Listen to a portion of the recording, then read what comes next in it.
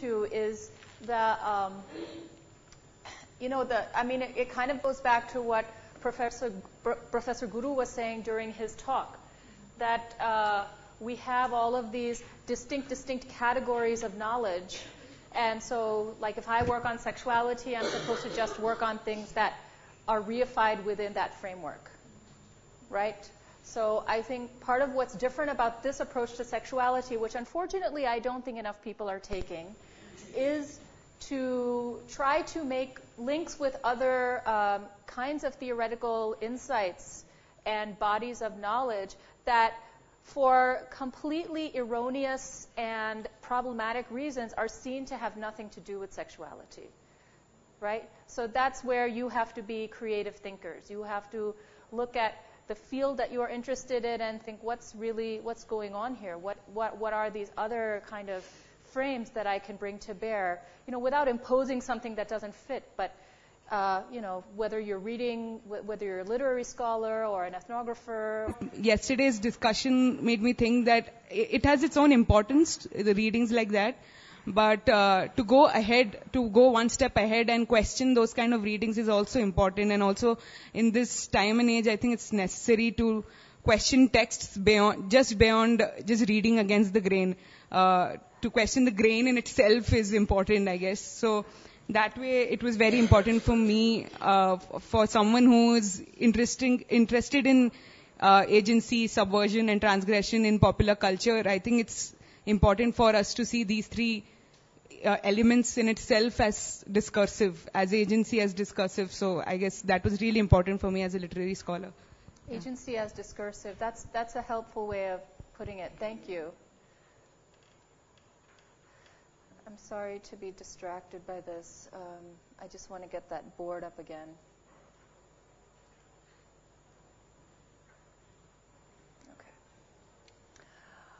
Okay. Okay. Agency as. You said agency as discursive. Can you say what you mean by that? So, as someone who's been complicit in seeing agency as a singularly very empowering thing, and being one of those undergrad students who looked at one story and said, wow, this is so agential, wow, this is just changing the course of what is the norm.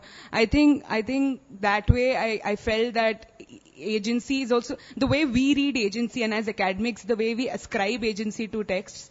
I think that also comes from somewhere.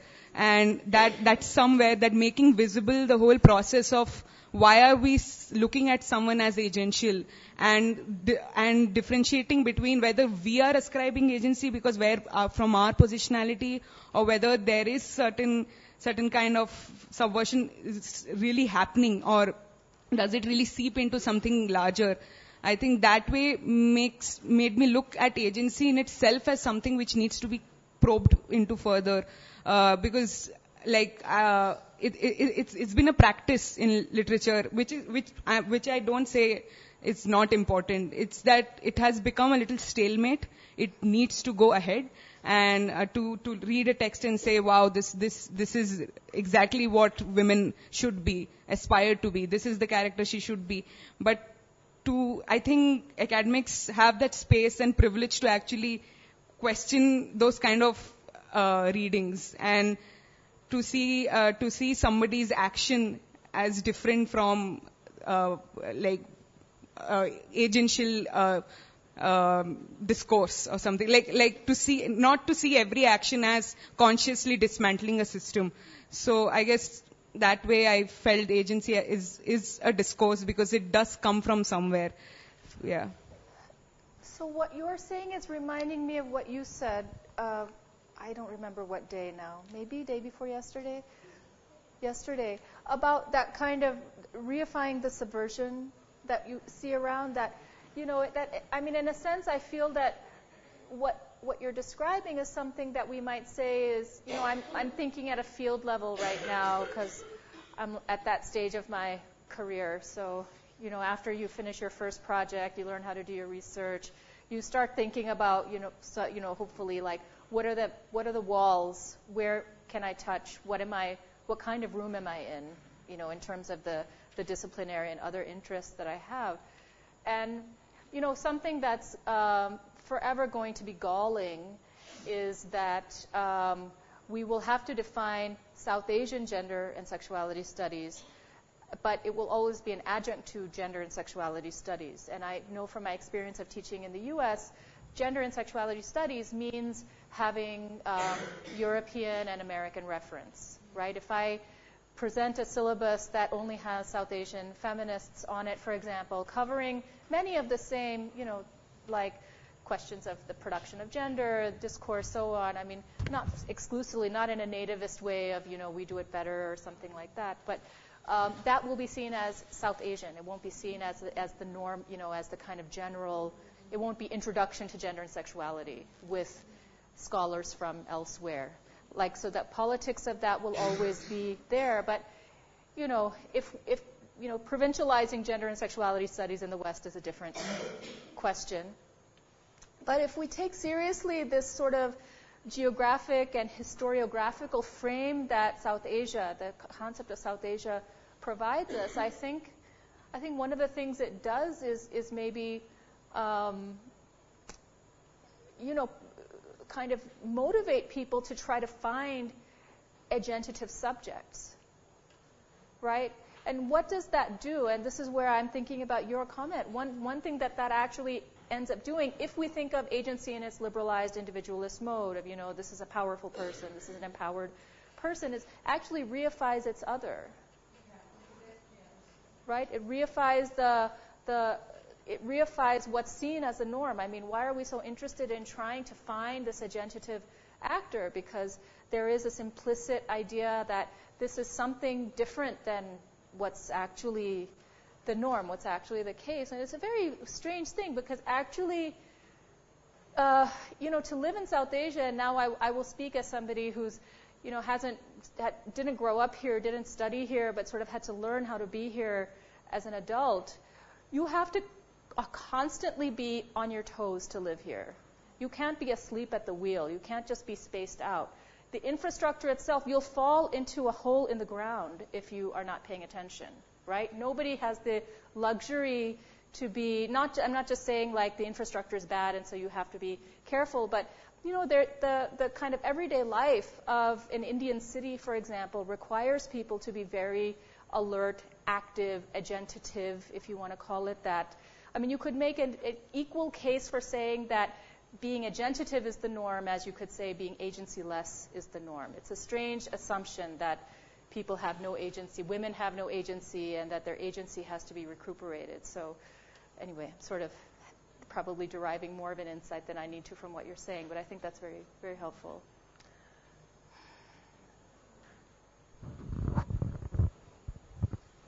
Well, what I got from the workshop is like a lot of things to think about actually.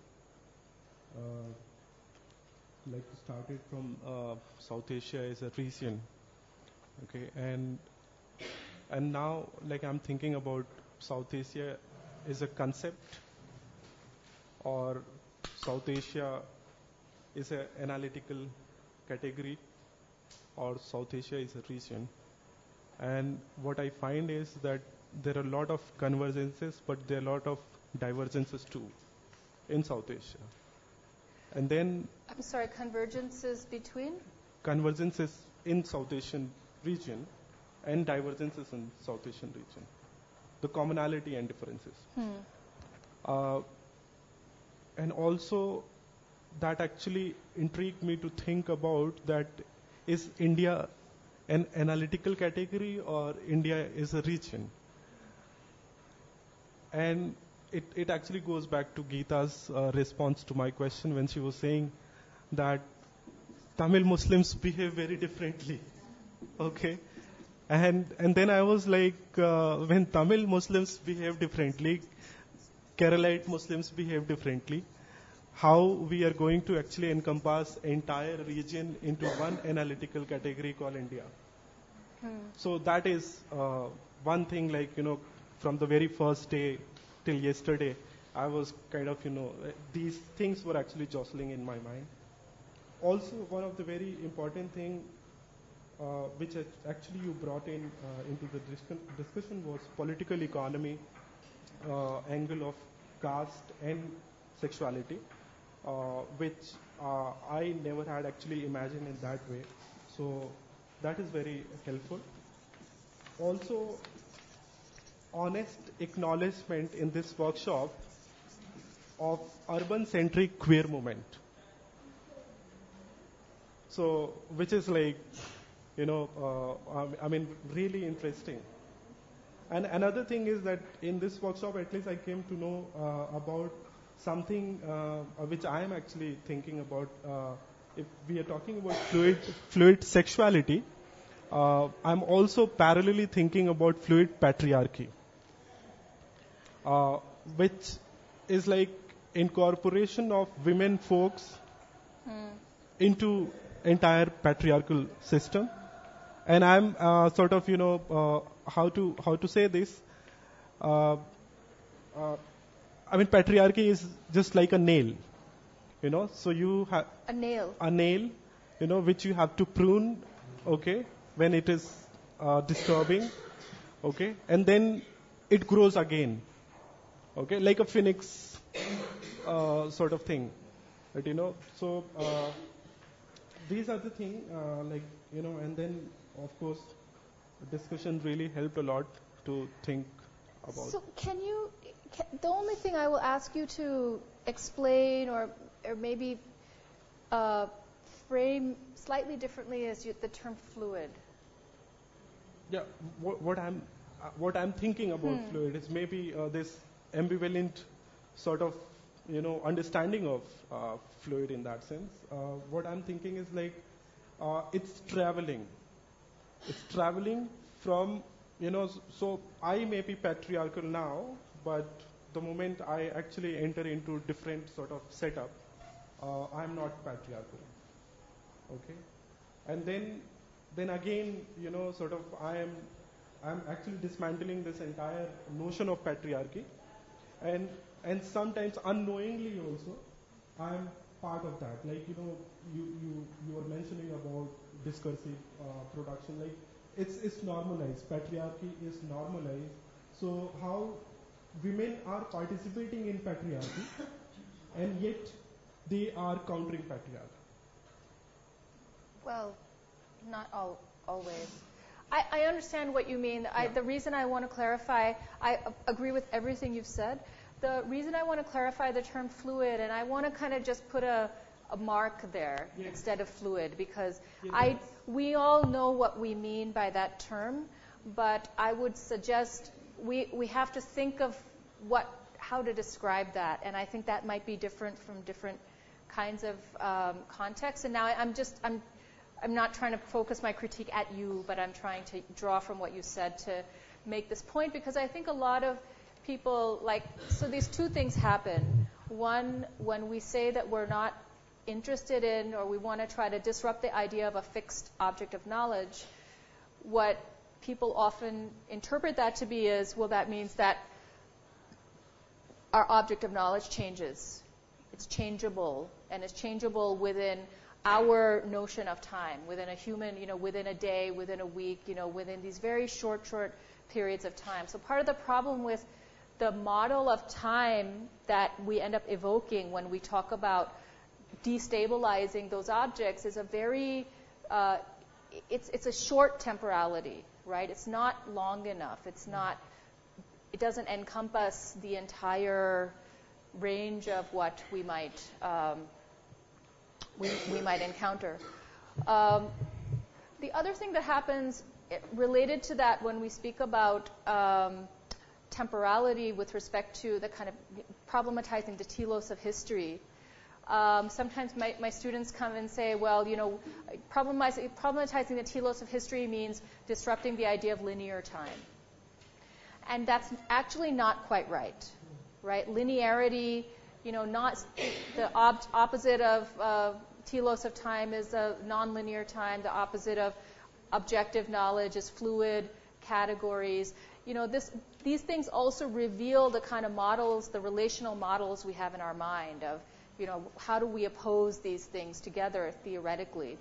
So maybe we can sort of keep a bracket around, if not this, then what? right? So as a kind of analytic methodology, we don't have to replace what with something else right away. Because actually what I am asking you to do as scholars and what I'm trying to do is very difficult. It's very difficult to think, if not this, then what? I mean, throughout the week you've asked me, like, well, so if you're not saying don't do this, then what do we do? And I'm saying, well, as scholars, we have the time to ask those questions. You know. So my actually fluid is more qualified in that sense. Yeah. So I'm not really. No, that's why I'm saying I'm not directing it at you. But please tell me how it's qualified. Yeah. I mean, what I'm thinking is, like, as you mentioned rightly about telos of history. For me, the conceptual or normative telos, that what I'm actually thinking is, like, it's like a mirage. It's out there as an end, but it's actually moving, and we are unable to actually achieve that. And how gradually we are basically changing our telos, right? So when there was discussion on progress, what is progress, I was actually reminded of. I'm actually theoretically sort of trying to understand that may be reverse telos. It's not telos in the near time or temporality, but it's like reverse telos, like we are going back and then basically substantiating that what is our contemporary, more of a presentist sort of reading of the contemporary in that sense. So how that reverse telos actually functions in reminding the telos, which is like I'm thinking about the fluid category. So that's what I'm saying. Thank you. Thank you. Other insights, thoughts? It's very helpful to think you also don't have to be complimentary to me. This is your process. I'm so interested to know what has stayed in your mind after such a short time of speaking about fairly complex things.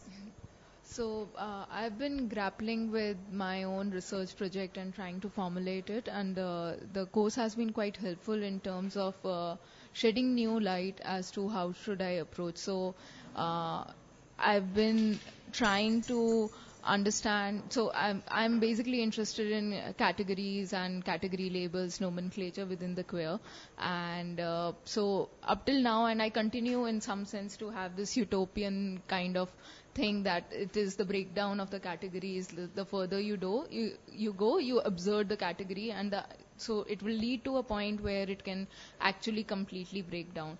But at the same time, I was getting a bit disillusioned and frustrated with the post-structuralist thought and post-structuralist methodology of it, and again trying to see it in the light of how it can have a larger value. So your discussion on political economy actually helped me to realize that what I was trying to do somewhere was also see if we can make a connection of this project with democratic practices and rights.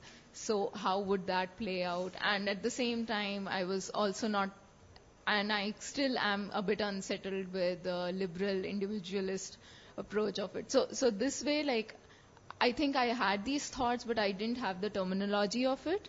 And the course has really helped me in, like, piecing it together and see how I can, like, make it more nuanced and more rigorous in that way. So it's more a methodological. Yeah. I mean, that what I asked you, one of the things I asked you to read for today, that piece on the Deleuzian concept of the event, he starts by saying this, there is a aversion to this form of abstraction, right? To kind of looking at these events, these horrible events, and kind of thinking about how the event itself is structured. And it's interesting that this kind of turn toward, problematizing categories, the so-called post-structuralism that you mentioned, is also seen as a turn away from politics, right? That's the frustration that many people feel, that, by problematizing the category, we no longer have something to hold. We no longer have something to wield in a time when we have to fight back, right? Like where backs are up against the wall, people are literally getting killed. We have to do something, even if it's like with our minds, if not our bodies. We have to push back. And you're telling me that these terms don't really exist, like. So I understand that frustration, and I also think I'm also going to try to talk about that today with respect in the context of a couple of the readings that I want to invoke. So I think it's helpful to think about part of the aversion to that kind of post-structuralist turn is the feeling that we're no longer talking about political economy. And of course, that's also about fights between Marxists and anti-Marxists and the kind of leading lights of post-structuralism, and some of it makes sense too, right? The kind of post-structuralist feminists in the West are also reacting to horrific sex, misogyny, and homophobia that has been deployed within the auspices of Marxism, right? And at the same time being drawn towards it because it serves a purpose of, like, in abstraction, it serves a purpose of, like, which is like connected to the utopian thought of, like, breaking down of complete breakdown of the category so that you can rebuild something in a very different way, which has its own irony and paradoxes within it. And at the same time, because you're traversing this world where you live and you need rights, and with rights you have to make compromises. So it's like complicated swell. Yeah. What tools do we have? We have to expand that toolkit. Yeah. It's a catch-22. Yes, it is. Can you say more? Why is catch-22?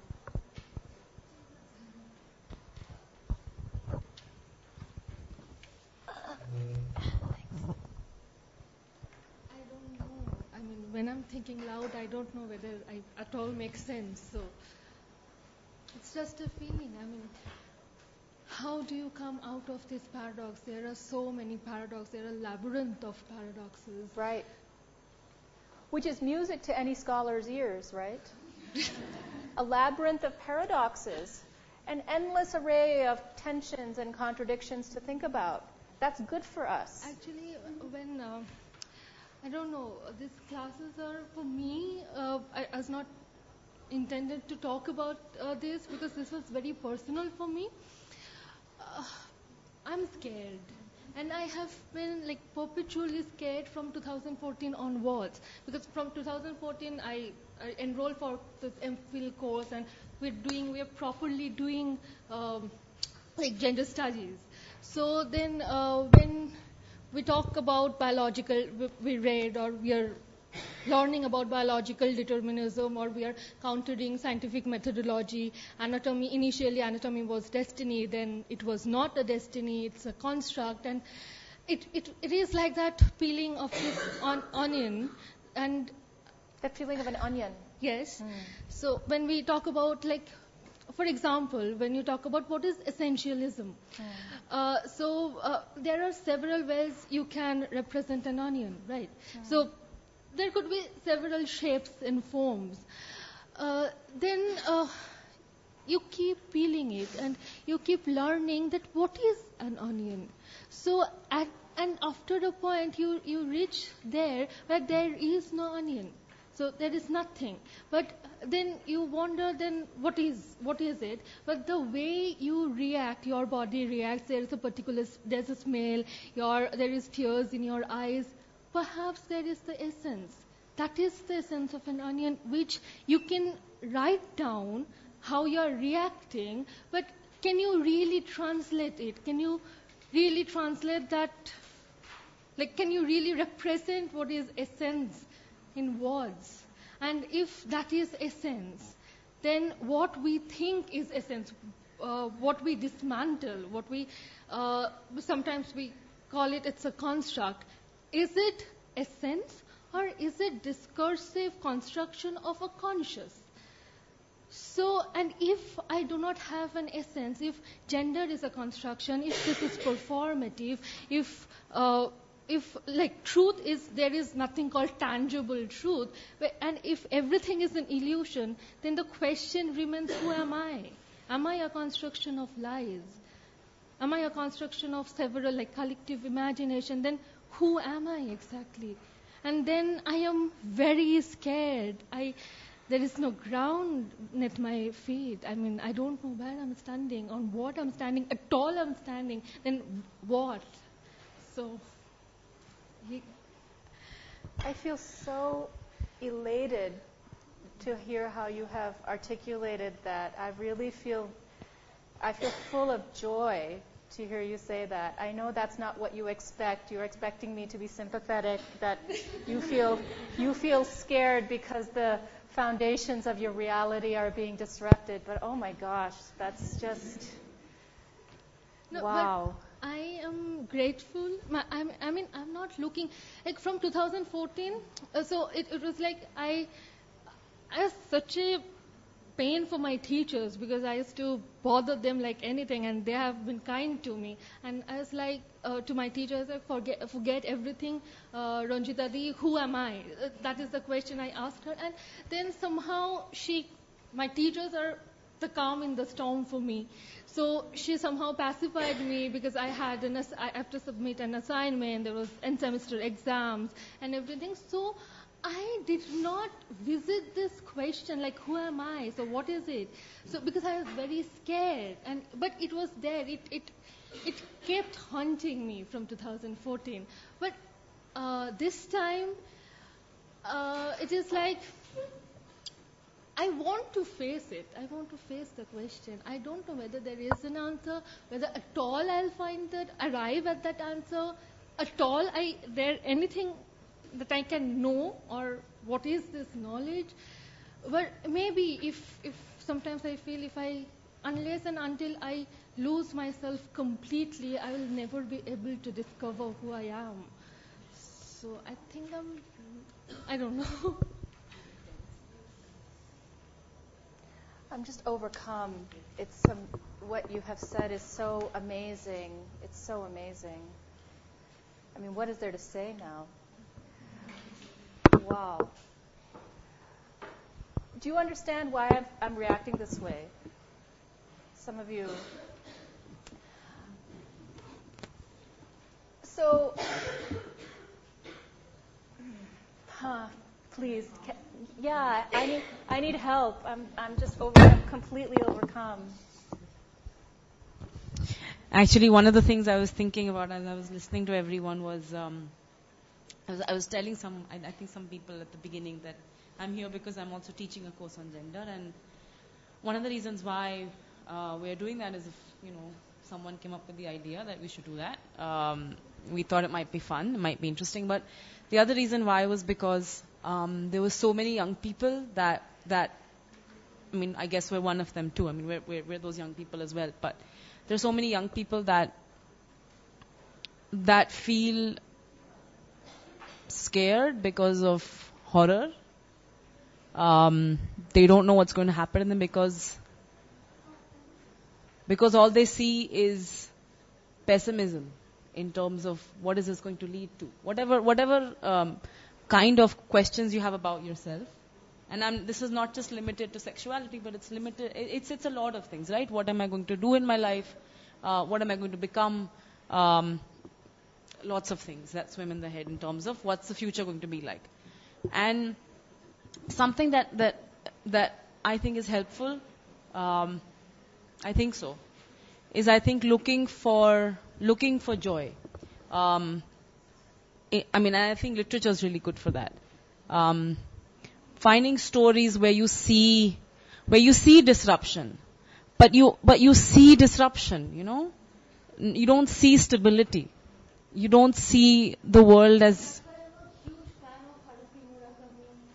He justifies my eccentricity, and I do not have a real.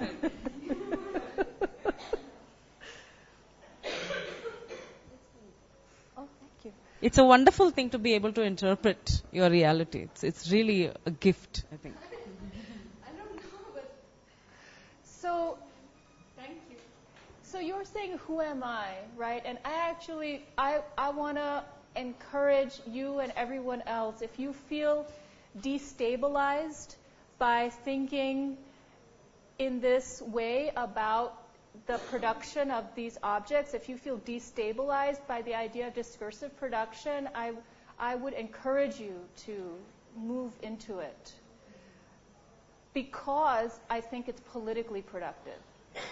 Not because it takes us away from politics, but because it is productive of politics. And I'm talking in a Deleuzian mode also. The reason to critically analyze the production of the event, like the event of 2002 in Gujarat, is to embrace the politics, that the political analysis that helps us to make sense of that horror, right? Not as in a logical sense, like it had to happen, but this kind of question that people keep asking about Gujarat, non-Gujaratis, right? Particularly our friends in these institutions of higher learning. In some, they use more like colloquial language in this, but basically what they want to know is what's wrong with Gujarat, right? And we cannot, even the framing of that question has to come from a theoretically informed place, right? You say that since 2014 you have been afraid. Since 2002 I have been enraged, right? And I'm also enraged because I'm a descendant of the dominant community of that state, right? So what do I do with my rage and my, for whatever you want to call it, affiliation, my name, my the language I speak, my food habits? Suddenly I have to interrogate the discursive production of all of these categories that fuse into what Haraway would call a cyborg, right? You're saying, I don't know what I am. Donna Haraway would say you are a cyborg. Now, I think what a kind of a discursive critique does for interpreting a moment like that is it helps us to understand what is the ground that we are walking on. Right? You say that you feel that perhaps reality will disappear. Right? That I very strongly feel that reality or real itself is a construction. It's a part of our imagination because we feel stable. We want to conform. We want to hold on to something. Right. We want to feel we are stable. And safe. So when we have these moments of violence and horror, those are moments when these conflicting imaginaries, or when one imaginary is trying to impose itself on another. Right? It's not that it's not real. It's too real. It's actually more real because it's imagined. Right? That's the whole point. To destabilize the object is to see the place from which the object comes. What is the object of the Indian Muslim? What is that? There's a genealogy for that category, right? There's a history of that category. There's a way in which the category Indian Muslim or any minority in this country has been reified at a certain point in time, right? And not reified only by non-Indian Muslims. Everyone has participated in this reification. If we could move to perhaps a less, for all of us, emotional and raw example, I think one of the things that we keep coming back to in sexuality studies in South Asia is this concept of nomenclature.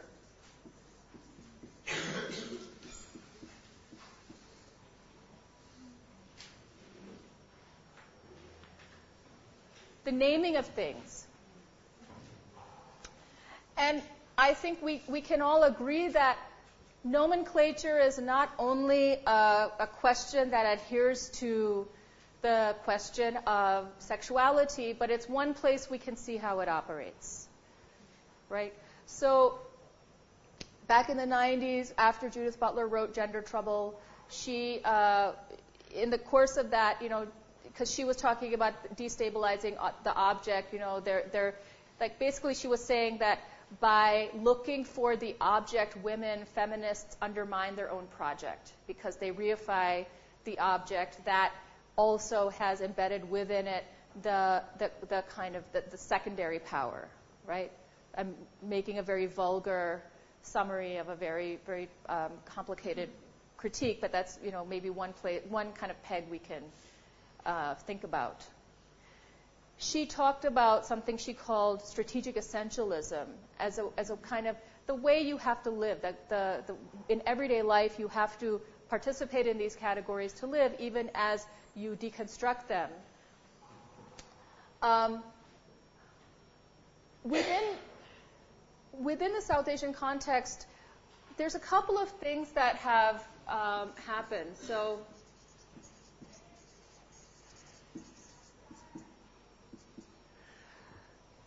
Supposedly, there's this new movement that's consolidated around LGBTQ politics, right?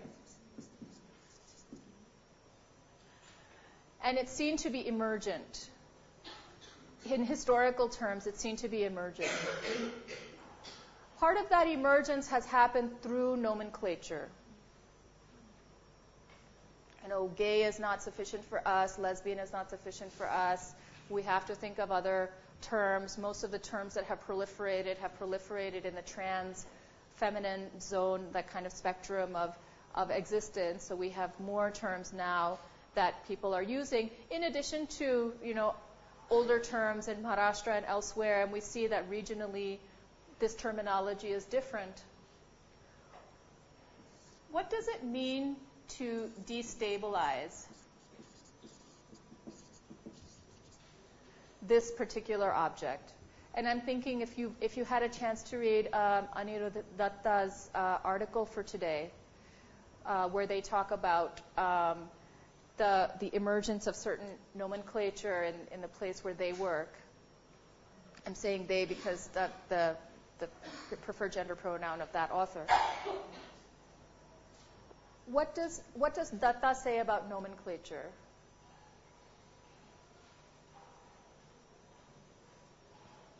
Or just generally, what did you get from reading that piece?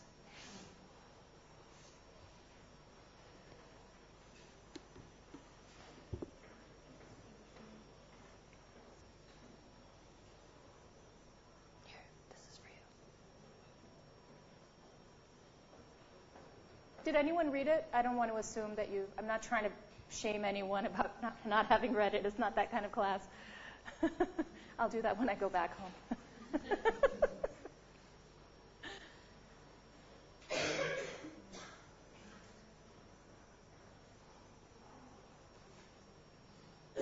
Or maybe I could just ask a broader question. What do you think? What do you think about this move to come up with South Asian names for people who are not heterosexual and not gender conforming?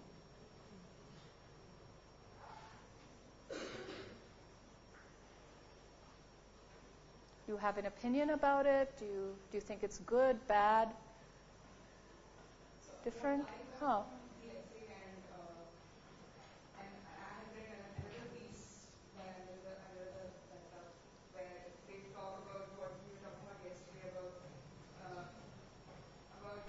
It's an essay called Contesting Civility and Citizenship, basically to civilizing people who do not fit into the legible codifications of identity. So what I got from this is that there's a certain medicalized and a legal discourse which has given a kind of nomenclature and a vocabulary to identify certain non-normative identities, but the ones which don't fit into it are they use another term. I don't think so. This term is in this article, but in that article they write vernacularization of those identities. Basically, the minute they are vernacularized, the minute they are not able to be fit in discourses or also the English language, they are considered illegible, not citizens. And they take from Partha Chatterjee's text also, where he divides citizens and population. So the minute you are part of the population, like this kind of a not able to bring them together and categorize them, because there's so much distinction and indistinguishable characteristics and also distinguishable characteristics, which cannot be easily translated into this kind of medical discourse or the legal discourse, which has given some identities that kind of a way to claim citizenship. Right. So some identities, because they are not easily translatable in this discourse, can't claim citizenship. Right. They have to claim these small negotiations through these population kind of categories of gaining some kind of everyday identity, but not full citizenship. So it makes them illegible in front of the government discourse also. Like, the government doesn't recognize them because it cannot name them. Right. It cannot look at them and say you are this, because they are, I'm not saying they're beyond that, but they cannot be contained in one terminology. So I guess that's what I got it. Perfect. Thank you. So then the naming is like a gateway. It's a gateway. It filters populations into citizens, right? And if it's a filtration system, it also leaves some population, some people out, it leaves some practices out. It draws a line around something in order to make it legible. Now, if you live in a liberal democracy, if you live in a constitutional democracy, a working constitutional democracy, you have to appeal to the terms of that constitution to get things, right? So India is still a constitutional democracy. It is not a majoritarian democracy. As a constitutional democracy, it gives rights to minorities on the basis of being minorities, right?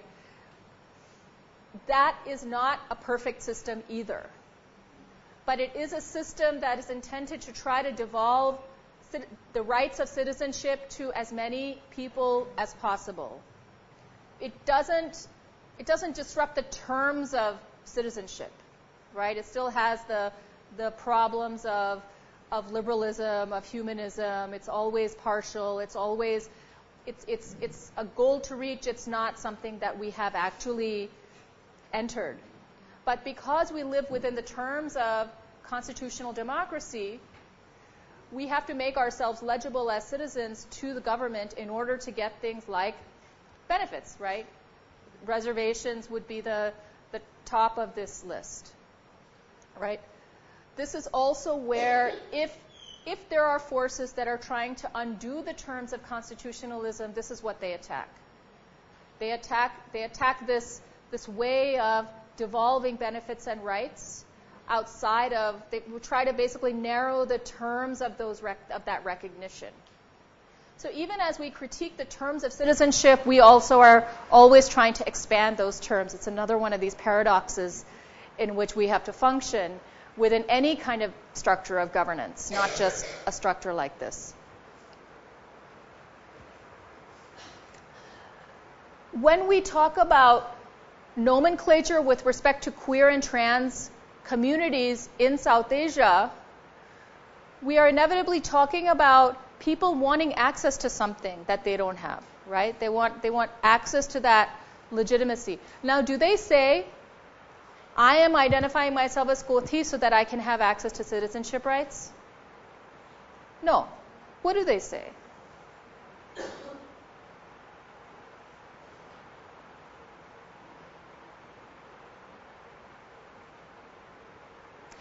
I'll tell you a story. I was in Surat a long time ago when I thought in the kind of, this is the late 90s, early 2000s, which is only important because of where HIV-related, NGO-related activity was. It was very active at that point in time. So I had gone to this NGO, and one of the populations that they served was MSM, men who have sex with men. And I met an outreach worker, you know, kind of like Sida Sada. He looked like a businessman. He had like that cell phone on his belt, like outside, you know, like an IT guy, like, you know, very, very like looked like a businessman. And he's doing MSM outreach. And I thought, cool, I'm getting to meet MSM outreach worker. And he said something about identifying as MSM. And I said, well, but MSM isn't really an identity. It describes behavior. And he took great offense. And he said, you cannot take my identity away from me. MSM is my identity. I am Indian and my identity is MSM. Right? And I thought, okay, good lesson from the field. And I like telling that story because, from the public health perspective, MSM was meant to break the bonds of identity, right? For an epidemiological reason, very practical reason, that only by focusing on people who identify as gay, you miss a lot of people who are having unprotected sex with other men.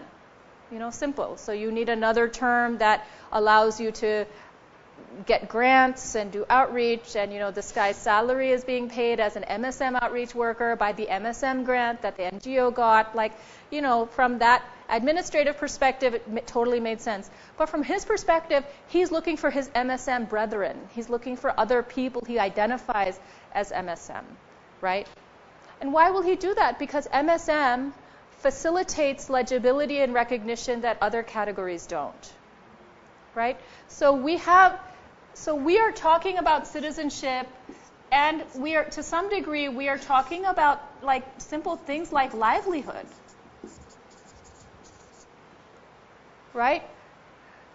In Lawrence Cohen's very famous essay, Kothi Wars, he is talking about the way the term Kothi travels from Tamil Nadu to the north of India through the Nas Foundation International's networks. Right? So he's kind of in his very oblique, wonderfully written way, he is talking about the way in which the NGO infrastructure facilitates the migration of a term from one part of India to another, very, very different places regionally. But then what happens to that term? The paradox of Kothi is it is Indian.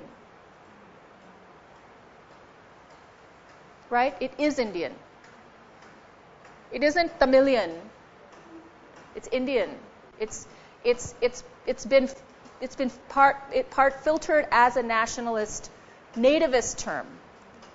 Right? So, we're sort of approaching this backward. I'm approaching this backward. I'm foregrounding the way in which nomenclature is related to claiming citizenship rights, which facilitate things like access to reservations, possibly. Let's see what happens in Kerala. It facilitates access to livelihood, to some kind of legitimacy, to some kind of a space, really, a social and economic space that people can inhabit. But that's not how nomenclature functions in everyday life. People adopt terms because they feel themselves to be those things, right? There's an affective valence. People call themselves the thing that they feel themselves to be, right? I am Kothi because I am with other Kothis, because I live in a house with other Kothis, because I walk like this, I clap my hands like that, because I do sex work here, or I don't do sex work, or whatever, right? All of these things, in relation to this identity. There's a discourse around that identity. So, all of which is to say, let's be careful. Let's remember that these things have a valence in everyday life. But, what I would like to think of nomenclature as is in its own way, and this is just because I'm obsessed with space, I'd like to think of it as space. Just the way I would like to think of the law as space. The law provides space for people to operate. And the enforcement of the law and its lack also provides space for people to operate. Right? So in the U.S., There is a huge, in 2016, the police, the documented number of people that American police killed for no discernible reason, like people who absolutely were just killed in encounters, basically, were 1,000. The police killed 1,000 people. That means there should have been 1,000 prosecutions. Right? How many prosecutions were there that officially resulted in convictions on the basis of that, that the police were held accountable? How many? None. Right? That's also a space. Right? That's a space that the police can operate in legally. So if we think of the law as a space, if we think of nomenclature as a space, these spaces do or don't provide people latitude, right? Legibility, recognition. And I'm saying space because I think the concept of space is very much connected with the question of political economy. Right? The kind of space in which you operate also makes your life possible. Perhaps some hope, perhaps staving off some despair, perhaps not, we don't go as far as hope all the time, but perhaps staving something off. But if you lack other opportunities and participating in a discourse about identity offers you those opportunities, you take them. You participate in a set of politics. You participate in a discourse about your own identity also for what it facilitates. This critique runs the risk of being seen as very instrumentalist, right? Like I'm thinking, if I call myself this, I'll get that. It doesn't work that way, unfortunately, or fortunately, because there's an affective valence, there's a comportment. There's a performance. This is where we need all of these terms. We need terms like performance. We need terms like affect. We need terms that do more than what a kind of political, economic, or sociological critique gives us, which is also why these identitarian constructs are so powerful.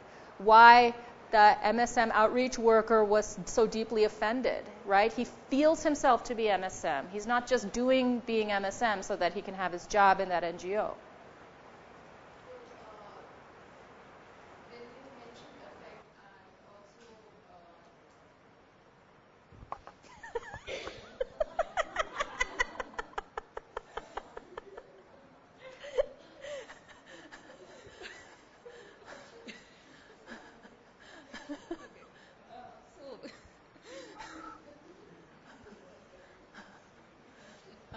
So when you mentioned affect and in terms of, so there is a very interesting relationship between nomenclature and rights, as you mentioned that, and again there is another set of it, which is like the affect.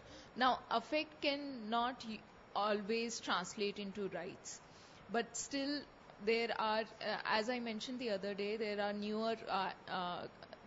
new kinds of consolidation of identities that is taking place within the queer spectrum.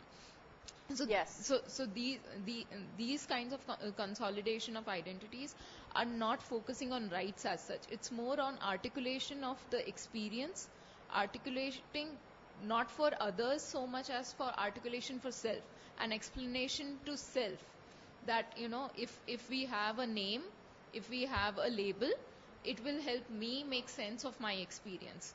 Rather than, and of course in the process you find other people and who are like you, and there is this community kind of relationship that is also forming. But the primary that is to make sense of the experience for self than for anything else, not for the rights. Rights comes much later.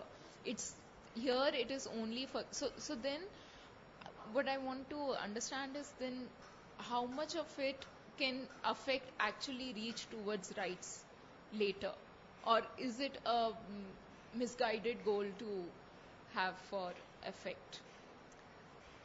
What do you mean reach for rights? So in terms of like if we think of identities and again because I come like my mindset is now focused on rights and what sorts of rights can people get if they have a standing in terms of a identity label, a nomenclature.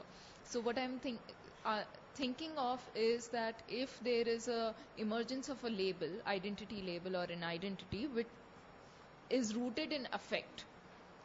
As of now, it's more in the sense of like I'm trying to make sense of things for myself rather than for anything else. So say 20, 30, 40 years down the line, do we actually see it translate into rights based, or it would be other sets of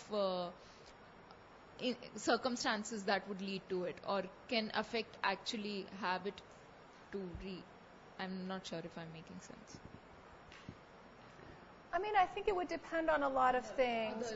And I also want to caution you or anyone else against thinking about something as rooted in something.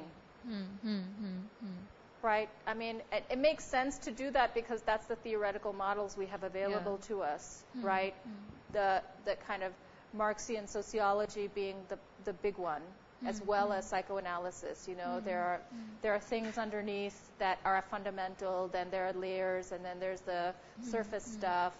And part of the annoying thing about post-structuralism is there's no up, down, left, right. You know, you have to orient yourself constantly because you are orienting yourself constantly, right? That's everyday life. You're constantly orienting yourself in myriad ways.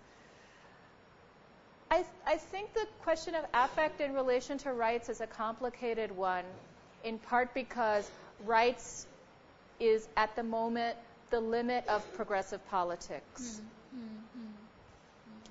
I think part of what a critique like this might do for us is expand that imaginary. And at the beginning of the week, I talked about the importance of having a robust left in any space because it does, whether or not we agree with all of their critiques or, you know, what the way they have operated or the way they have seized or abdicated power, it does expand our imagination in that direction, right? Imagine all of the directions our political imagination could be expanded if there was truly a spectrum, a wide spectrum, and I don't mean a linear spectrum from left to right, but like, you know, a spectrum that included in South Asia all of the various ways that people have imagined a better future, right? Lots of ways that people have imagined that future, and lots of ways that those imaginations have been violently curtailed as well. So,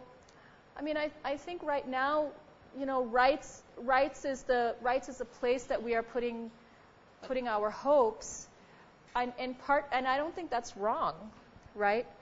But I do wish that we could be a little more creative too.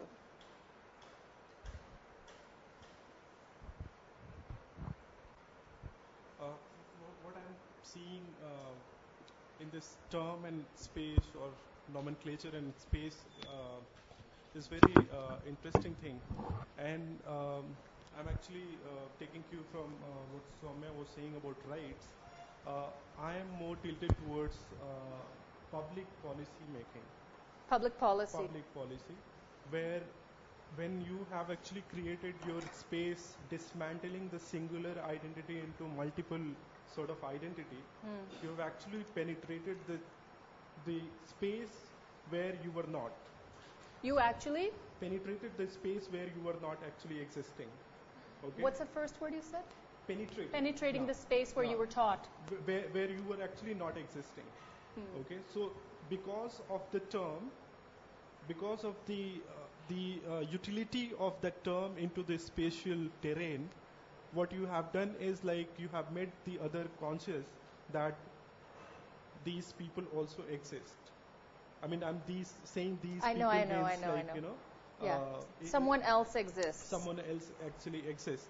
So, and that public framing of public policy actually lead towards recognition, and that recognition leads towards sort of stabilizing that, you know, identity and gradually turning out to, you know, rights. Okay, so that is, and then also the discussion which was happening, like, peeling the onion. Okay, that was sort of, amazing explanation, where I find that, if you are disturbed, even if you're disturbed, because of the unraveling several sort of layers, okay, and you are finding nothing, even that is helpful. Because the dismantling of the meta-narrative, grand narrative, which is very hegemonic and an overarching, creating a singular identity, post-structuralism in a way helps us to actually, see that what is hidden, okay, in between, okay, and that in between is also very necessary to understand, because that in between is actually giving the space to those hegemonic sort of tendencies to actually prosper or flourish. So, in a way, I find it, that post-structuralism helping to sort of break those, hegemonic sort of conceptualization or meta-narratives. Almost the metaphor of being hidden is interesting. It's like hiding in plain sight. In a sense, we're not looking for something that's not there. Yeah. Or we're trying to articulate, and I have to keep repeating this, I feel, that we're trying to articulate what is there. Yeah. I can give an example of that, what Bob Jessoff and Chantal Mouffe, Ellen Maxine-Woods, these people, neo-Marxists, what they have worked is that there was this gradual explanation of that there is no tension between liberal democracy. So liberalism and democracy goes hand in hand. But democracy, on the other hand, is more contested space. Yes. Okay. Yes. And that democracy is actually supported institutionally by capitalist forces. Yes. Right. So we see when 70s, 80s, when we come in that post-structuralist turn, we actually unravel that tension. So knowing the tension is very important thing. Okay, and that tension is actually, sort of covered, okay, or masked in a way that, there's no tension, everything is going perfectly fine. Yeah. So everybody remembers we're still talking about gender and sexuality, right? That's cool, no? I think it's really cool. Well, I also would like to peel another layer of the same onion. Yeah. Do it. But I would like to say about performance. Okay. You mentioned something about MSM. I am very critical of the performance, be it MSM or any sort of LGBT identity. If we see, what I think is that performance is not something that a subject does. Rather, it's a process through which that subject is constituted. Yes. Okay, so in that case, you said that MSM feel themselves, they are very assertive of their own identity. I am MSM. Well, I won't say that about MSMs as a group. I'm using that example to describe the way in which an identity might be forming when in opposition to my very unnuanced, I'm sort of performing myself as like the dumb researcher who stumbles onto this thing when I've told that story like 1,000 times, so I also have, it's like a script for me. But yeah, I just want to clarify that I'm not making an argument about how MSM is functioning in this country or anything like that. Okay. So what I observed from this point of view is that genders in totality, any sort of genders, there is no being, there are no being behind doing of their genders. They perform, but the moment they start performing, they start subscribing certain codes, certain behaviors. Okay, if you want to dismantle any gender identity, you have to subscribe another model. Without subscribing another model, you can't perform it. So this is the thing. Suppose someone is saying that he is gay or lesbian or anything, he or she needs to have that codifications. Okay, so every gender identity has its own limits, and those limitations are nothing but the heterosexist privilege. So it exists even in the new identity. See, because as Butler says that there is no being behind the expression of doing.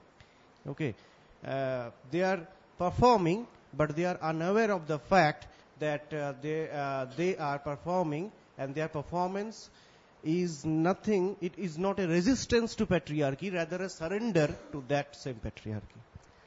So I would like to intervene in your use of they. They. No. That's not why. I'm not. It's not what I said yesterday about don't say thee or don't say these. I'm saying who performs their gender identity?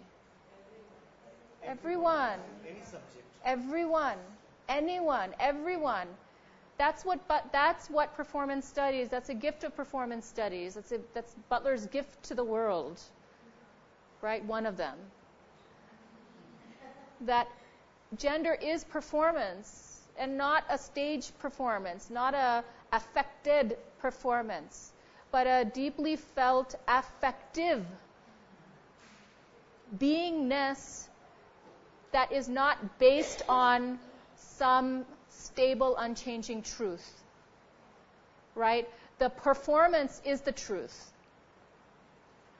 There's not something behind it that's more real than the performance. And what's that more real that we've been talking about all week? No. Huh? What is the more real we have been talking about all week? In quotes, more real. What is that foundation thing that Butler and others have been arguing against with respect to gender and sexuality in particular? Biology. The idea of biology, not real biology, which is very complicated and nuanced and subjective also. The idea of physical stability, fixity, right? What Butler and others within the tradition, now is a tradition of performance studies, are saying is that this is the production of truth. Right? It's not the stable truth that is unchanging. And it's a very strange time to be living in, right?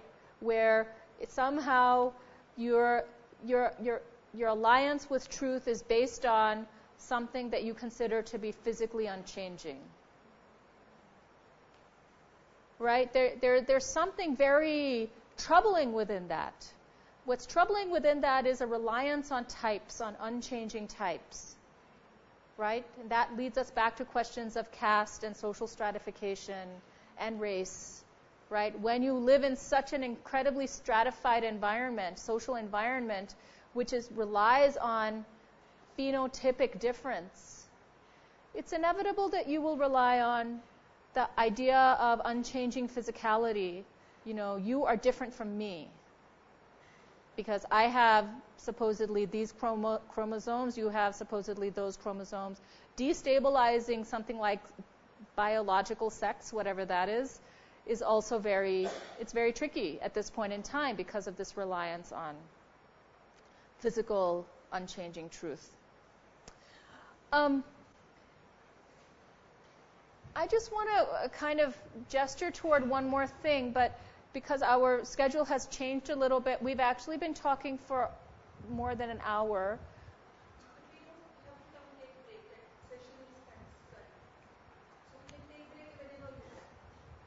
Okay, because I also want to be sensitive to everyone's attention span. I mean, as fascinating as this is, I think we need breaks too. Shall we talk for like another 10 minutes, and then that'll be an hour and a half, and then we can take a break? Okay. So One thing I'm a little dissatisfied with that I'm going to try to correct is, we have been very much talking, and I'm sort of deriving from this kind of interest in thinking about types and where they come from and social stratification and a little bit of our discussion yesterday to make one intervention, which is we have been talking very much within the realm of humanism all week. And some of you may have been reading or know about this new area of the post-human. What do you know about that space? It's post-human studies. It's not animal studies. What is the idea of the post-human is the term, and it is fashionable. But I want to talk about it anyway because it's interesting. So please don't mind. What's post-human? You have to do it in the mic. Mike, thank you. It's a very reductive way of saying it, but to simplify, it's a vast area and it's a very heavily emerging kind of like ever-changing kind of an area, but it actually questions the very foundation of our discussions, which center around the assuming that every experience is rooted in this center called and assumed as this unchanging human. And then when we do that, we assume certain things are human. And then when we do that, we assume that certain things are not human. Yes. Yeah. So the minute we do that, there is this exclusion of experiences which are automatically assumed as not worthy of being discussed as human nature. Then it goes to the whole divide of this nature-culture divide and calls it untenable because yes. The minute we do that is because we have centered our discussions in a particular idea of what we consider to be human. Yes. Yeah. So that's what I have derived of my readings. Thank you so much. The space of the post-human studies, just to be very clear, this is not necessarily the space of animal rights. This is not like a call for vegetarianism or anything like that. It could be, but that's not what it is, right? It could be, as in some people in that space are doing those things, but that's not why I'm invoking this. That difference between nature and culture is actually the difference. It's a difference of power, right? So to make a difference between a person and an animal is to say that a person is not an animal, right? When actually we are, of course we're animals, right? Last I checked, we have genus, we have phylum, we have we're categorized as animals, mammals, I believe. To say that human beings are not animals means to make a line that traverses all kinds of aspects of humanity, right? So, I'm so tempted to give another example from Star Trek, but I won't. What does it mean to be human, right? Does it mean it means, and that's like the whole history of Western philosophy. What does it mean to be human? But this is a very profound challenge to that philosophical trajectory because it's saying that actually the whole basis of humanism rests on distinguishing people from animals. Now, yesterday in relation to your comment, I had said that the reason that we could say tribal women in the part of South Asia that you were talking about would be seen as having a different kind of sexuality than the upper caste, respectable middle-class woman, that there would be an excess of sexuality in that person and in that group of people, is because this community, this group of people is seen to be closer to nature, right? To the point, and I think I had exclaimed, because she is nature, right? What are the parameters of that idea? One of the parameters is being closer to nature means being more in touch with your sexuality, being more sexual, right? Well, what is that line between the human and the animal? I would suggest to you that part of that line is a line that has to do with the perception that animal sexuality is qualitatively different from human sexuality, right? It's impulsive, it's instinctive, it's excessive. Animals have sex all the time. Do we know that? Do we know that is how non-human beings have sex? Do we know that non-human beings have sex only for procreation? Besides the bonobos, please do not anybody talk about the bonobos to me, because those are like, do you know this? I'm being facetious, but there's a species of primates that have sex for pleasure and have sex to work out conflict, and they're sort of always propped up as, well, this is the one non-human species that has sex for pleasure. But we actually don't know any of that, you know, and then once in a while on YouTube there will be something about gay lions or gay penguins or, you know, some odd sexual practice that's observed in a non-human species of some kind. I would suggest that one lesson we can take from the critique of that's happening within post-human studies is a critique that is directly related to sexuality, right? Because just like it's not actual biology, but it's the idea of biology that animates the real, right? That there's that unchanging thing behind identity is biological, even though, as I keep saying, biology itself is also not fixed. It's not a stable set of epistemological tropes. By the same token, this idea of the animal as being something qualitatively different from the human on the basis of, among other things, sexuality, is also an ostensible truth. It's not an empirically observable fact, right? We don't have, I mean, we have many animal behavior studies, but I mean, can we agglomerate those studies and say animals have sex differently than other species, or that all species of animals, because they're not human, can be said to exhibit a certain kind of sexuality?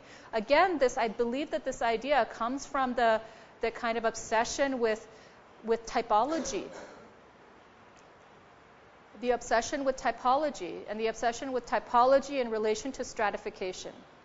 Be it on caste, be it on sexuality, be it on gender, be it on religion, be it on race, be it on any number of on axes and categories of analysis. Does anyone have a question about that? I think it's a fairly straightforward observation. Okay, so shall we take a break? It's 11:15, no? Yeah, thank you.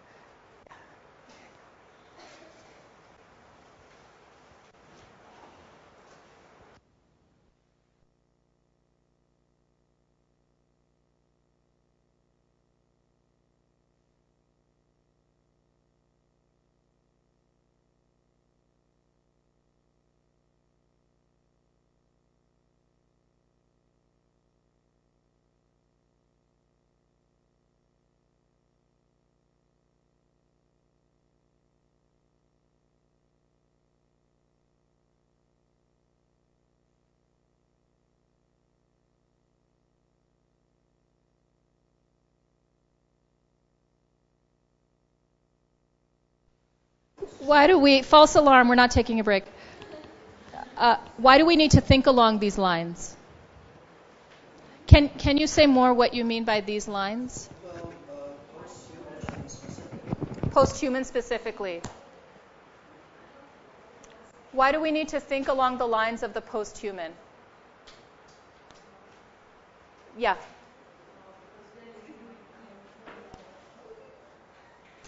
Oh, thanks. Is it too?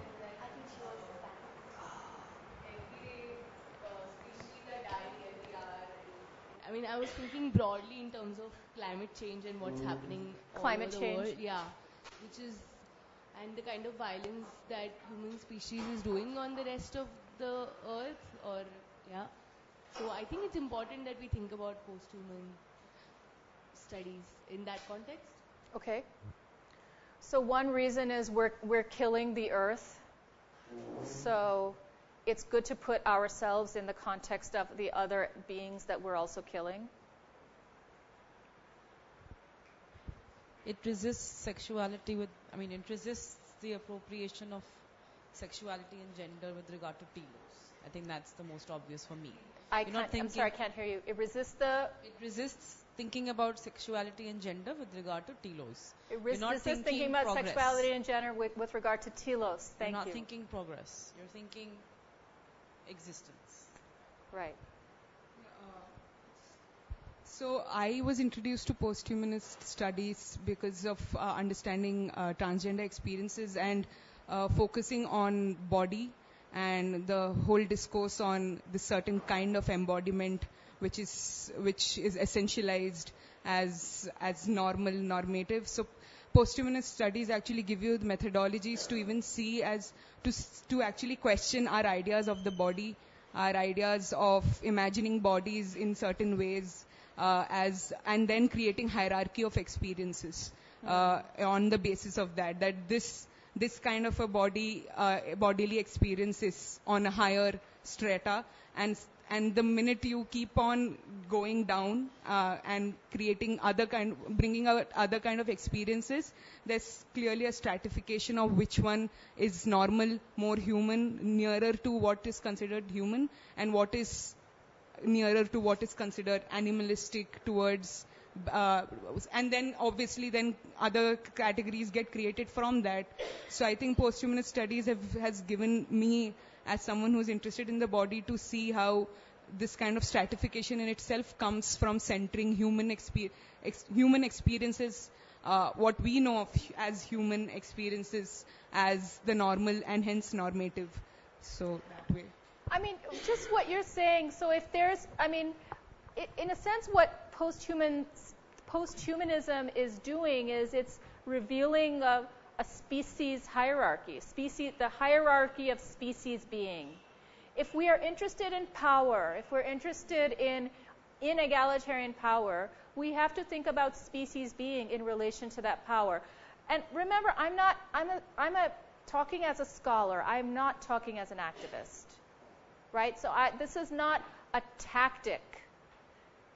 This is a way to theorize power in the world. Right? Let's be very clear. I don't feel like I'm full of stories today. When I was in grad school, I was very concerned with, but is it okay to do a PhD? There's so much wrong with the world. I have to contribute. I have to not go be cozy in my ivory tower. Little did I know that the university is just as real of a space as anywhere else. But anyway, I don't want to be retreating to some comfortable place and all. And I met at that time one of my idols, Cindy Patton, who had written this amazing book in the 90s called The Invention of AIDS, where she was my first exposure to the idea of a discursive production that had to do with HIV, that that HIV is not this kind of medical phenomenon that has this horrible, bodily debilitating aspect, that it's also a discourse that produces the world and so on, and she herself is a kind of wonderful person, and and we trusted her. A few of us met her, and finally we were so we want to do something in the world. We want to have an impact. And we're being trained as social scientists. What do you think? And she said, if you're on an airplane and someone's having a heart attack, they're never going to yell, "Is there an anthropologist in the house?" And she said it it's a good thing too. It's a good thing. If you want to make that kind of an impact, be a doctor, go work in an emergency room, do that thing. Why not? But you're choosing to be an anthropologist, so you do that thing, right? You think you write, you contribute to the world, you teach critical thinking, you do all of these other things that contribute to the world. This contributes to the world, right? You don't necessarily like sit there having like great thoughts that become tactics and strategies and that are directly interpretable as practices in the world. So that's also what we're doing right now. By putting species being in some kind of context, some kind of analytic framework, we're not suggesting a tactic. It's not a call for a certain kind of activism necessarily. It could be. But it's a way to think about power. So to that end, you said, I've been talking about like the bottom end of this. If it's a hierarchy, people are here, animals are here. What is above people in this continuum? Oh, whoa, okay. I was not expecting that.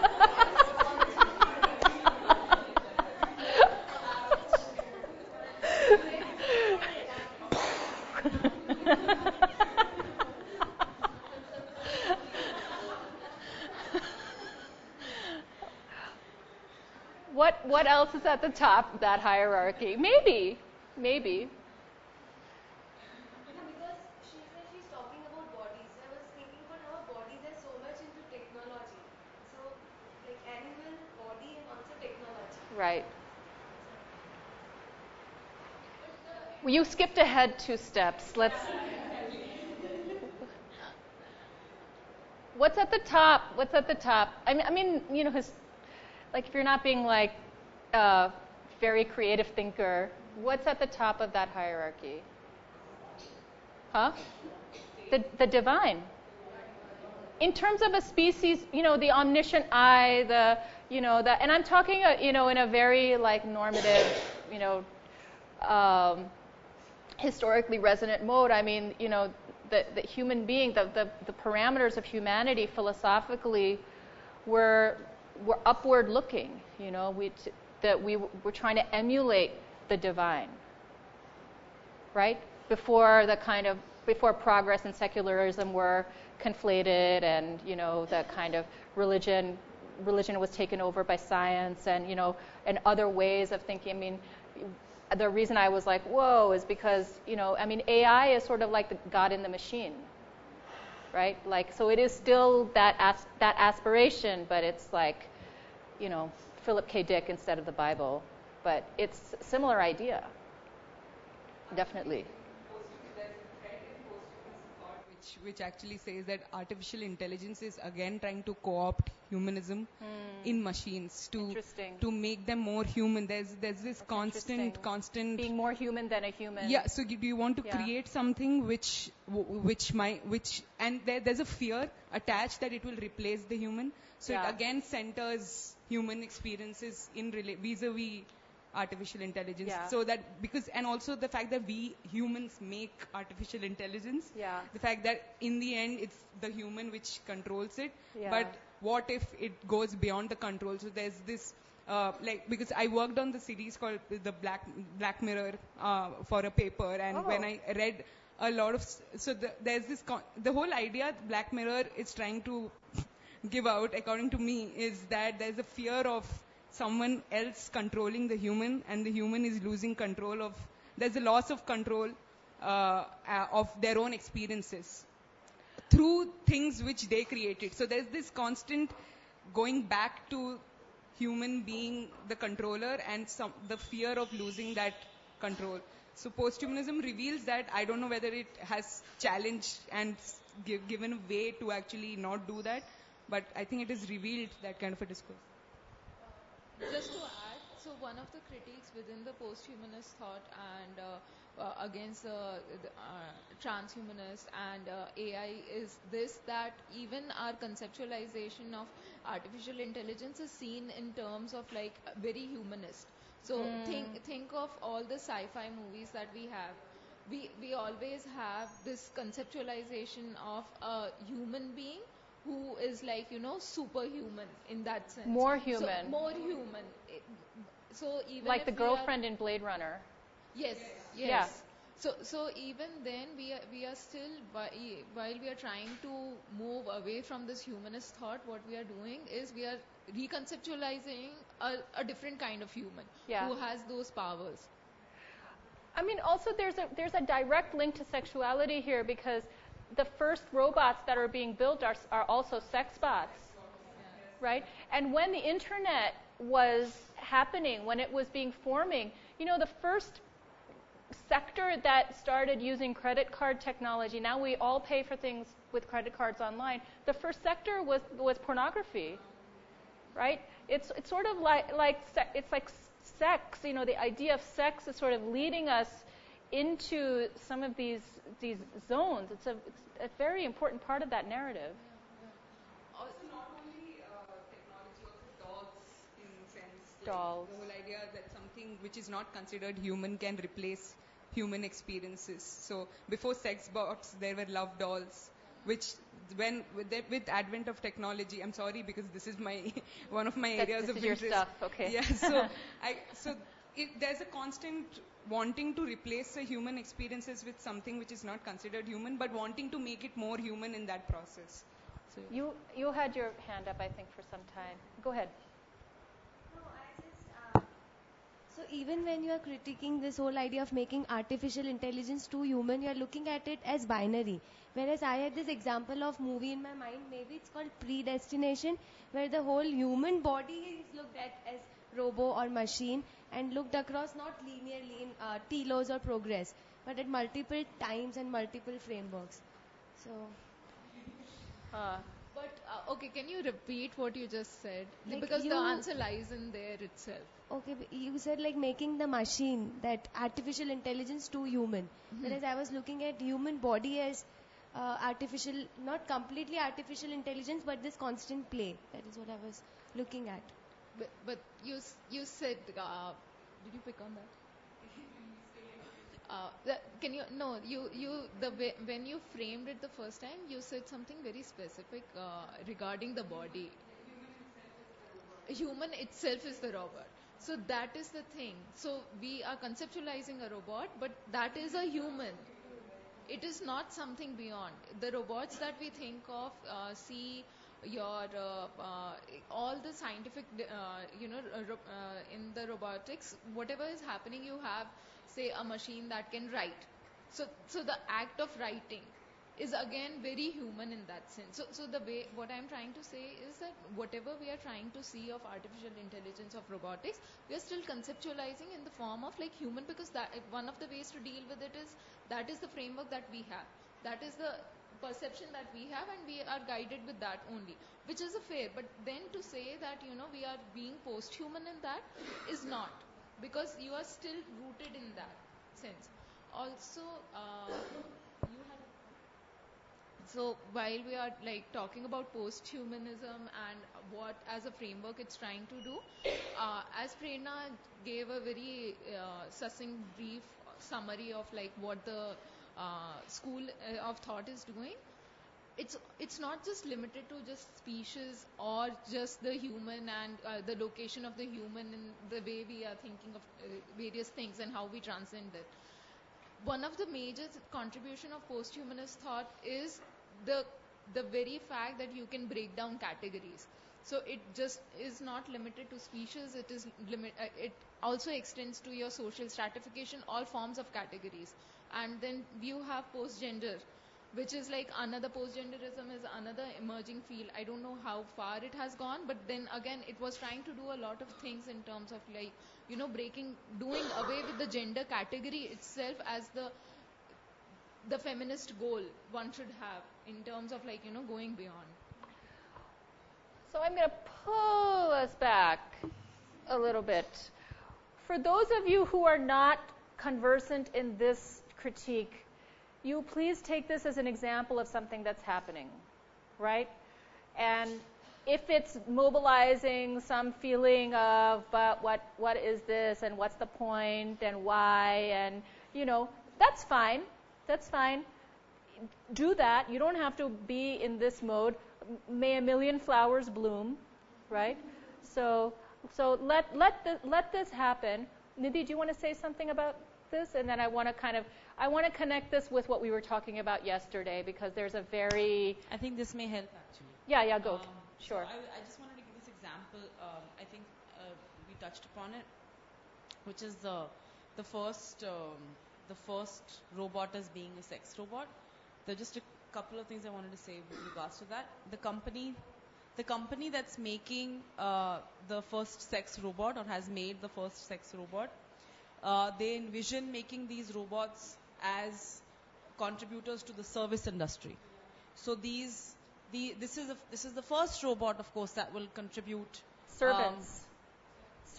Yeah. So I remember. I mean, I saw interviews of people. This is some documentary. I don't remember where, but I saw some documentary. And so he said specifically things like, people who meet you when you go to a hotel, servers in restaurants. We imagine that these robots are going to take over these kind of jobs. So just to connect it to labor.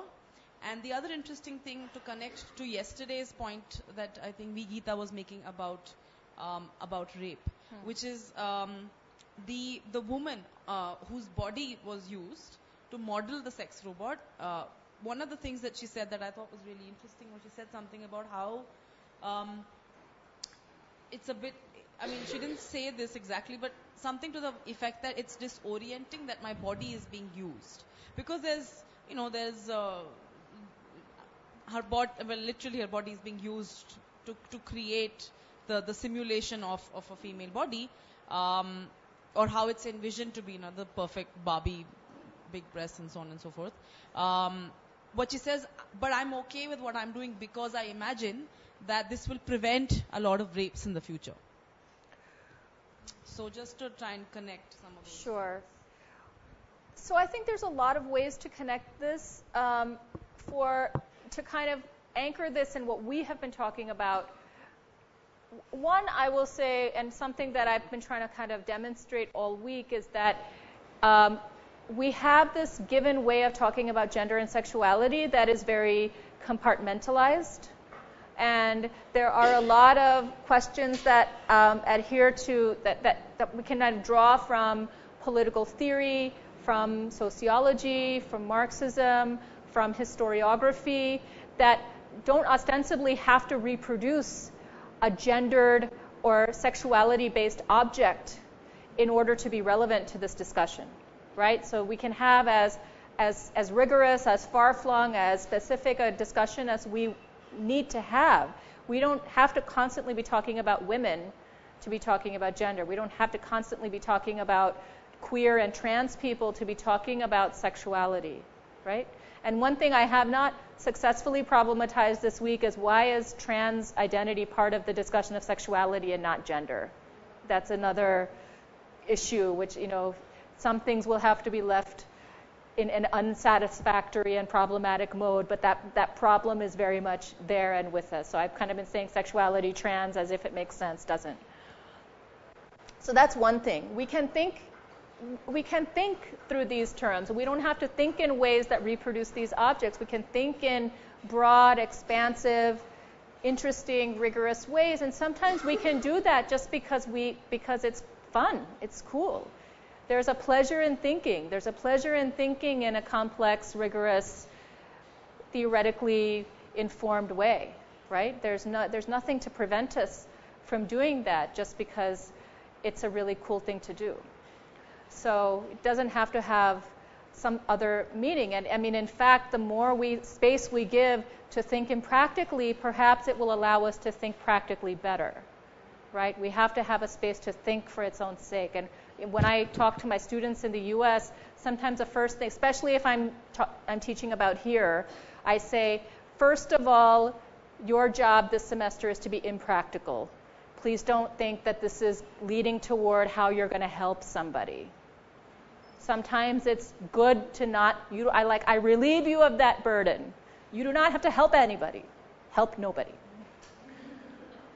The second thing is, and here's a specific link I want to make with this idea of the post-human, in part because of it can be very alienating. It can feel like, well, this is just like a bunch of, privileged people talking because they can talk, and it leaves a lot of people out and so forth. And, that's true too. This is not a intellectually democratic universe, right? It is a stratified universe, and it does require some training and some comfort and some getting over anxieties and the trauma of industrialized education to be able to engage with some of these literatures. But the direct connection is this.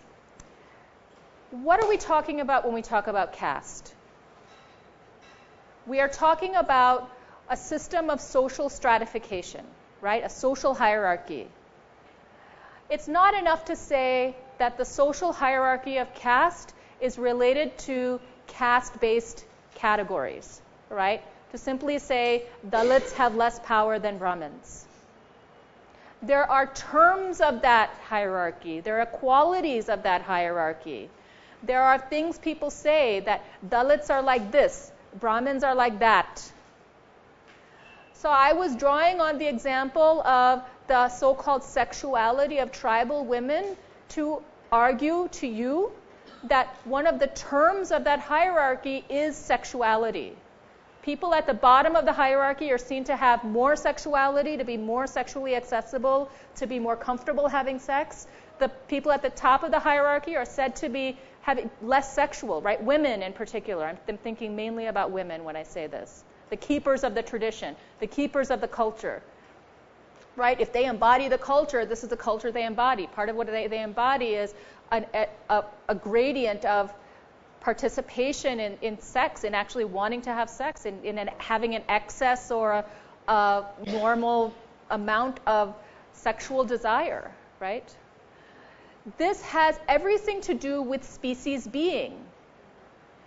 If the idea of the animal is also the idea of having an unbridled, unrestrained sexuality, then the idea of the divine is its other, its opposite, right? There is a species being. There's a way in which these categories that have to do with caste and race are also deeply, intimately linked with ideas of gender and sexuality. Right? And it's, in a sense, we're kind of limiting the range of that hierarchy if we don't allow for what's the imaginary is, we're more like God than we are like animals. Right? What facilitates that kind of statement? What facilitates that kind of statement is a hierarchy of species being. The people at the top of that hierarchy are a different kind of human being than the people in the middle or the bottom, right? And we could trace that in other ways too, in food habits, for example. Lower caste people eat spicier food than upper caste people. Lower caste people have different rituals. People who are animists, so to speak, have different rituals that are closer to nature, that involve blood or other things, bodily fluids. We make all kinds of stratified hierarchies on the basis of bodily comportment. Sexuality could be seen as another aspect of that stratification. Right? So that's directly one reason why I wanted to bring in the concept of the post-human, not only because I wanted to demonstrate some of the cool mental gymnastics you can do with it, but which I would support you doing, of course, but also because it also helps us to make sense of how this hierarchy comes into being. Does that make sense? Okay, great. Anaga.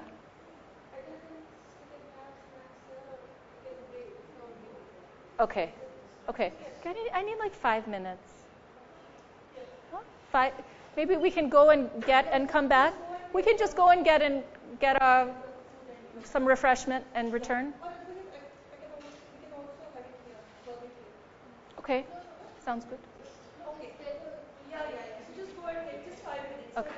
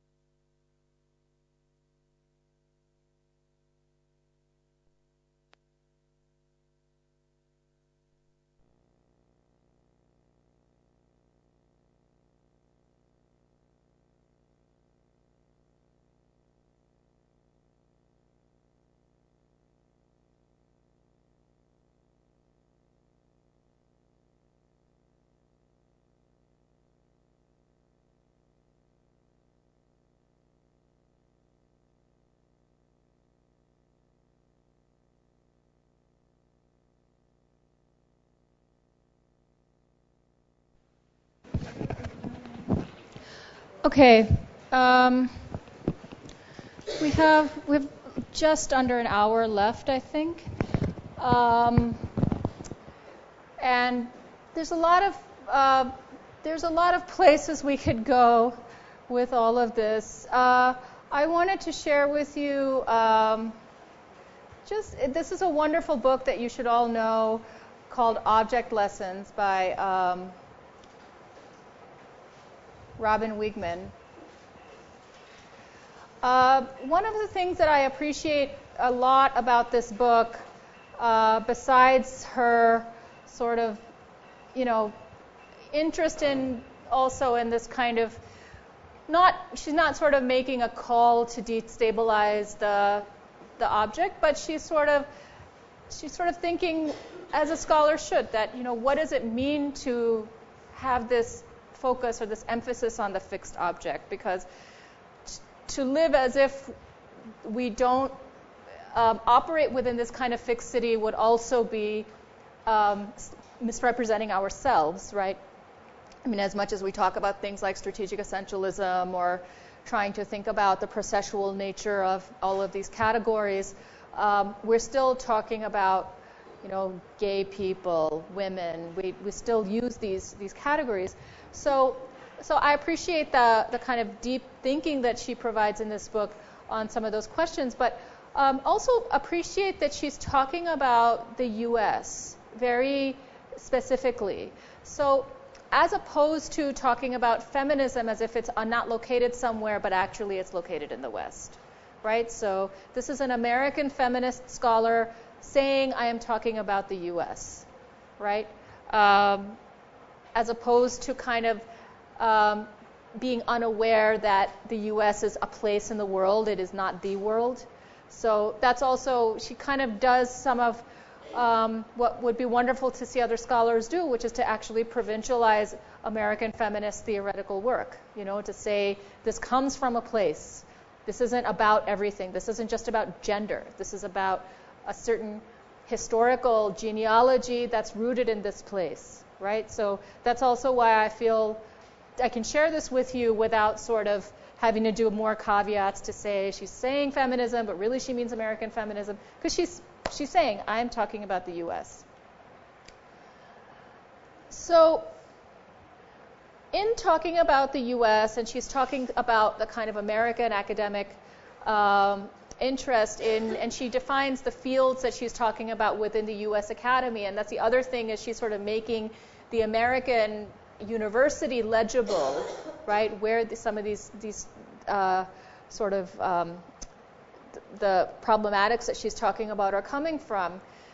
She says, what has enabled or emboldened, allowed or encouraged scholars to believe that justice can be achieved through the study of identity?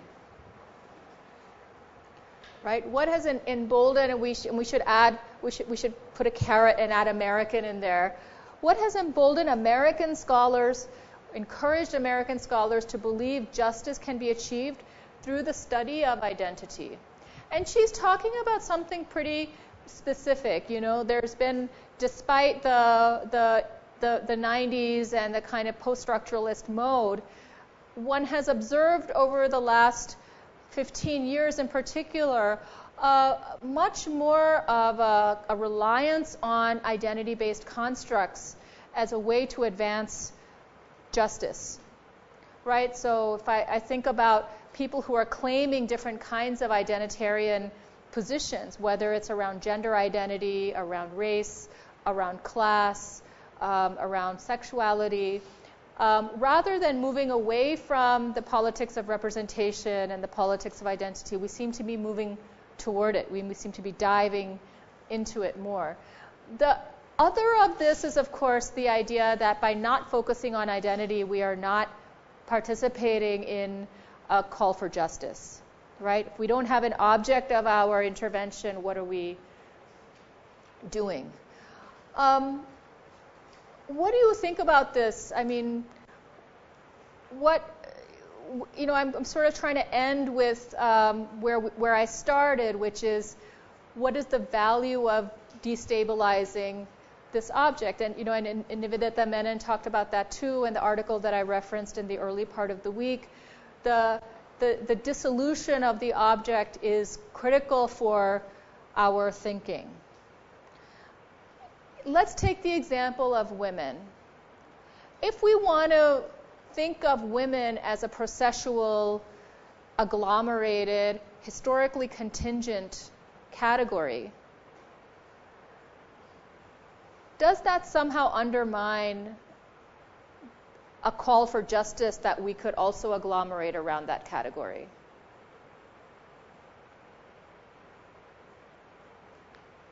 Do we lose something politically?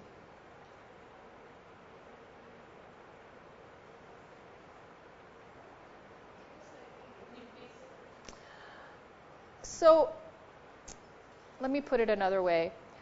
In the theme that I have been trying to sort of carry through the whole week has been, what is our object of knowledge within South Asian gender and sexuality studies? By destabilizing that object, are we undermining our political goals? And maybe I could say it more directly. How would we argue against that charge? Right? So I am here, I'm like this fancy academic, I'm saying let's dissolve the object, and then I get criticized for that with somebody saying, well, but then what's the basis of politics? Right? Don't you care about women? Don't you care about religious minorities? Don't you care about poor people? What does it mean to destabilize that object? How would you counter that? May I give an idealistic answer? Yes. No,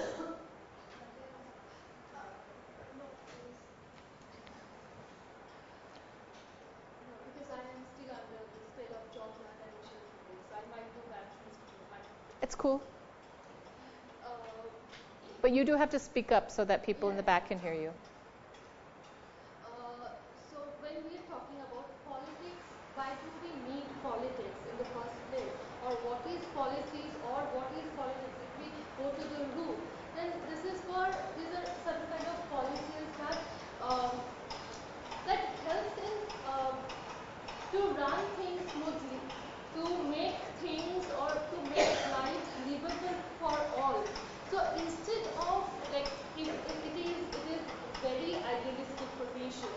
So if we consider every single person and if we could try to consider that I am a human being instead of my gender identity, and my gender is not everything. I am more than that. I could be an artist. I could be a literature person. I could be some other things as well. So if we could treat each and every individual as human, then we do not really need the categories of a woman or categories of minorities, or then if like that is the thing, right? When we are talking about, when we are trying to fight politically, that these certain so and so categories or so and so like these groups of people, they are denied of certain rights and autonomy and facilities. That's why we need to give. From there, the movement, every movement emerged from this lack, from this deprivation. So, like when we are destabilizing this object, if we could consider that, if we could try to think in a more human way, that there is another human being I'm approaching, then we might not need these categories. Like this is a very ideological position. Okay. So that's one response, that we want to destabilize the object because we don't want objects. Right? There should not be objects. There should not be, I'm making a vulgar reduction of what you said for my own purpose. What do you want to either respond to that or try to give a different answer? I think it's not in response to what she says, something that like I've been just observing, and I think beginning with what I take from this whole workshop and what we've been going through, like for me, I think I understand the sense of how of destabilizing objects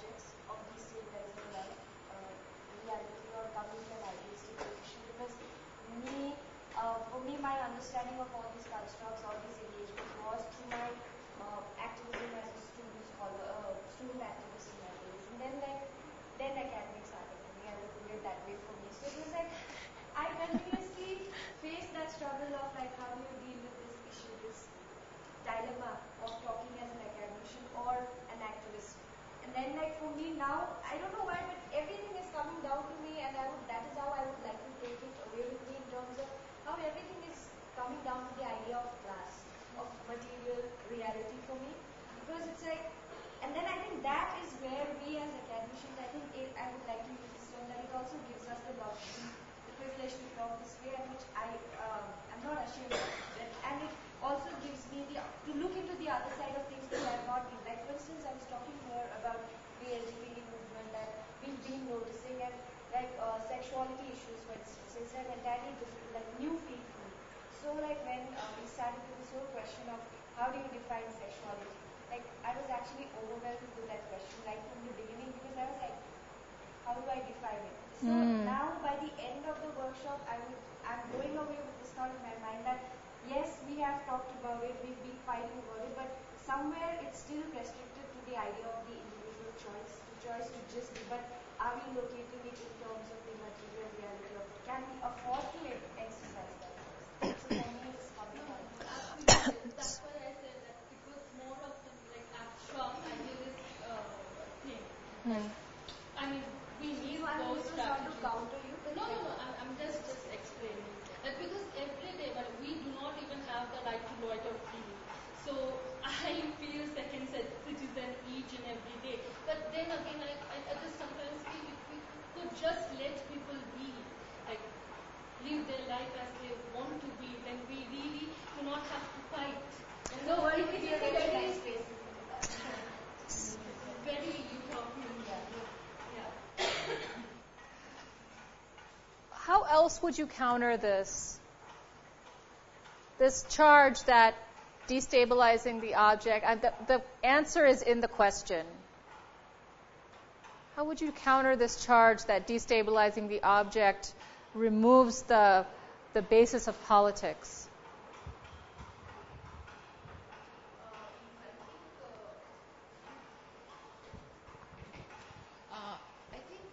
When we think of destabilizing an object of knowledge, we are basically what we are doing is not getting rid of the object. We are trying to understand the object in various ways it was constructed, various ways in which we continue to construct it.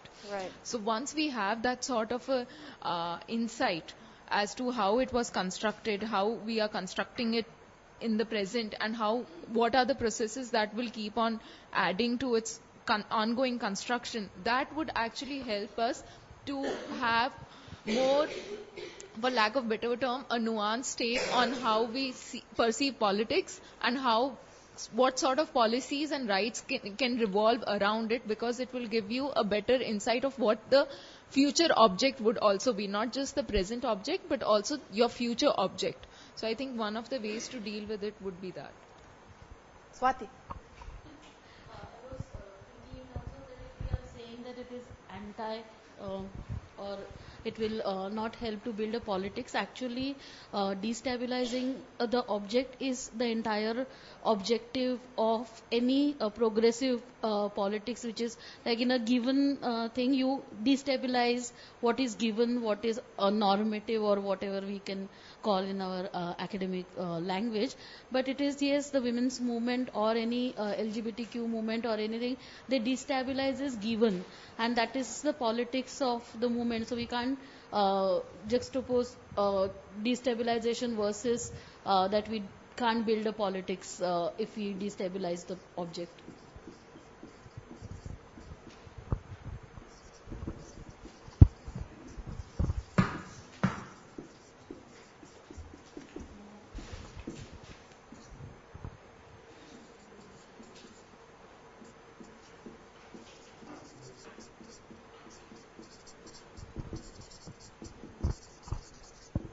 So when I said that the answer is in the question, part of the answer is, what do we mean by destabilizing?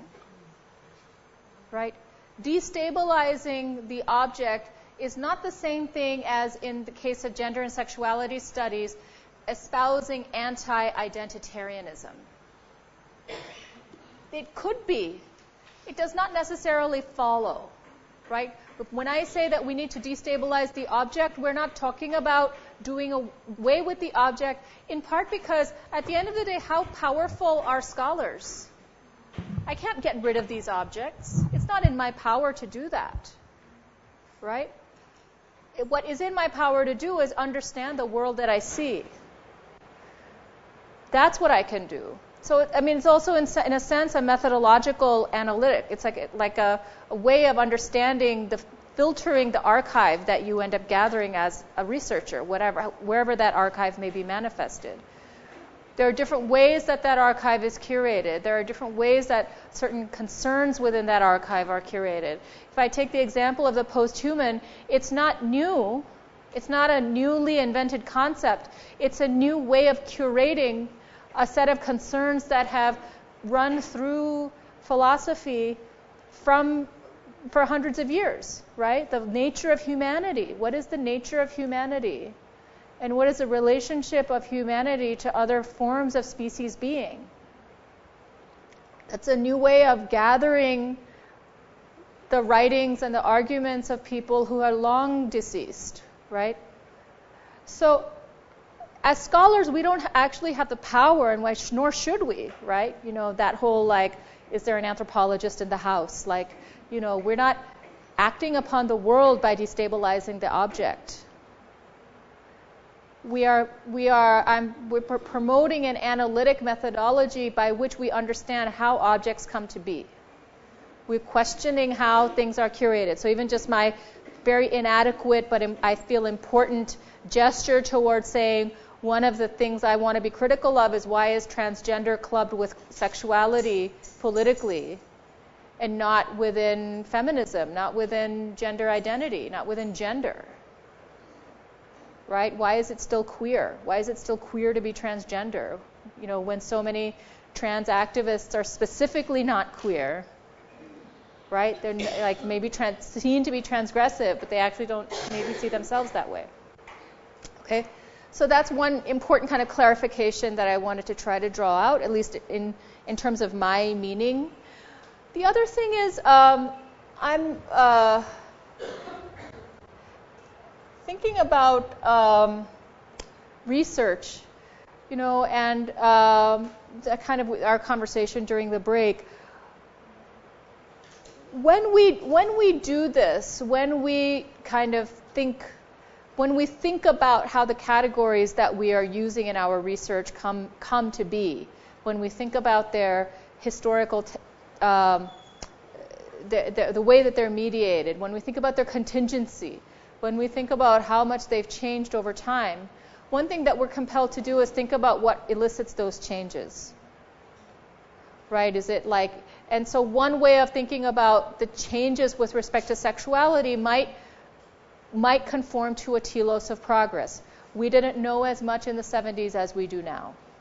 Like that telos of, we just know more. We're more developed. We're better people now because we don't do the bad things that people did in the 70s to gay people. Right? As opposed to, the conditions for the production of gay in the 70s were different than now. Right? Perhaps more people are agglomerated within that rubric now than they were before, for better and for worse. Right? So, if I'm thinking about that, are we at all still in the realm of representation? I would submit that we're a little bit beyond that, right? We're not trying to represent people anymore. If I'm talking about a group of people or a body of literature in my work, I'm not trying to represent. I am trying to describe it, but I'm not trying to say I have authority over it. Yeah. So, even though I can never step out of the authoritative voice because of one's status in the academy, and so I don't mean to say that just because I don't want to do it, it doesn't happen. But anyway. it often happens that when we talk about identity politics, it often morphs into representative politics. And again, I'm talking about like politics and the movements that we are seeing. It often morphs into representation and representative politics. So as scholars, how do we make this qualification in our own research? Because what we are doing here is a academic enterprise. It is a academic inquiry which would lead to other sets of questions that might help solve the political movement and issues around that are there. So how do we make that qualification in our research and also shield ourselves from digressing into those kind of non-productive inquiries? So I want to qualify a little bit what I just said when I said we're not acting on the world. I mean, of course we are.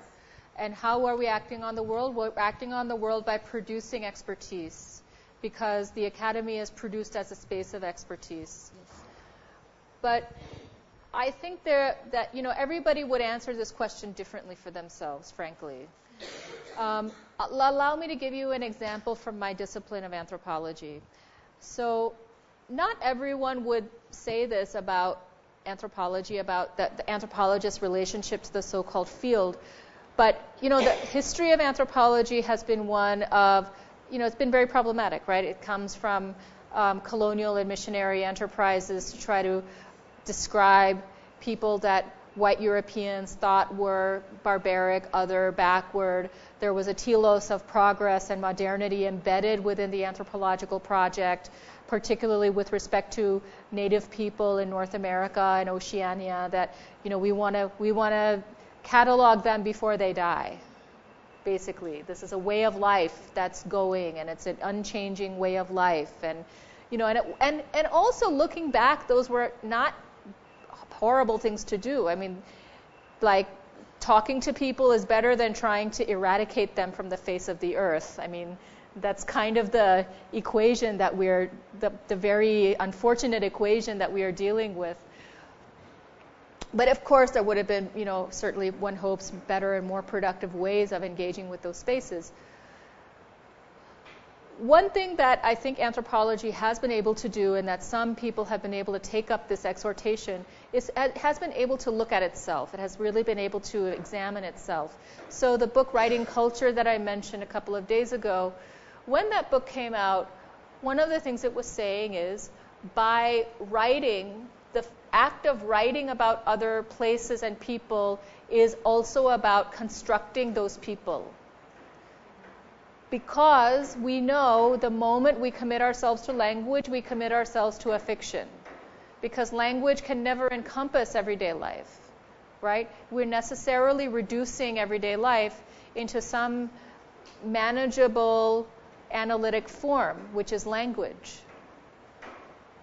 And even, we try to have complex language, we try to be ethical in our uses of language, we try to talk about destabilized objects, but we do have to necessarily commit to a set of reductionisms and distillations in order to communicate with one another. So when that argument was made, what some took it to mean is ethnographic research is impossible. Because it can never be accurate, it can never be ethical, it can never not do all of these bad things. Now, I am not of the view, obviously, that that's the case. But I do think that we have to be very clear when we approach our field, whatever that might look like, that we cannot represent that field, right? The field is there, and we can describe it or not describe it, but we can't kind of wholly encompass it and say, I am representing these people. So then what do we do? Well, one thing that I think is productive about a kind of critical anthropological engagement is the ability to engage with places as sites of theory, right? If we take seriously the idea that in order to live in the world, people have to theorize the world. Part of the enterprise of engaging with the world critically as a researcher is to take seriously that observation. People are theorizing their existence all the time. They're abstracting their existence all the time. They're abstracting it historically. They're abstracting it philosophically. If you try to operate as an anthropologist in a space with which you are unfamiliar, what happens? People start telling you stories. And what stories do they tell you? They tell you stories about where they're from. They tell you stories about how they survive. They tell you stories about the relationships they have with other people around them. They tell you how they think the world works. You know, in the best case scenario, they tell you how they think the world works. That's their theory of the world, right? It's exciting to think like that. It's exciting to think with the field rather than trying to contain the field within a theoretical construct that's called theory, right? What is theory? Where is theory? I mean, you know, Deleuze and Derrida and Foucault and the post-colonial historians, like they, you know, that's one kind of theory, but there's all kinds of theorizing happening all around us, right? It's not sequestered within a certain space. So in my work, a lot of interesting theoretical constructs emerged, and one of them that I am trying to think about right now in my writing is the concept of majburi. Because I'm interested in things like power and agency, I noticed that the Dalit communities that I was talking with who were engaging in sex work, many of them, they didn't use the construct of force and choice. They kept talking about choice in relation to majburi. What would happen if we took a construct like that seriously as a theoretical enterprise, as a way to understand the choices that you have in the world that constrain and form your livelihood? Would that be a way that we could think about other livelihood problematics in other contexts? Would that be a way to think about nomenclature, for example? You know, you have this structural constrained zone. You have a kind of field that has boundaries. You are majbur within that field. And then within that field, you make choices, right? So, I mean, identity politics makes us all majbur, for example, right? And then we have to participate in that identitarian field in order to gain recognition, in order to gain access, in order to gain citizenship rights. I mean, it could be a commonality. It could be, I mean, I don't mean to make an equation, right? Like, I am not majbur the way a migrant worker from rural part of Maharashtra is majbur, right? That would be ridiculous comparison. But what if that was a theoretical concept that we took seriously? A way that people make sense of their lives. You know, I'm offering that as an example of how I'm trying to think with my field. I think there are many ways that you all probably already are thinking with your fields.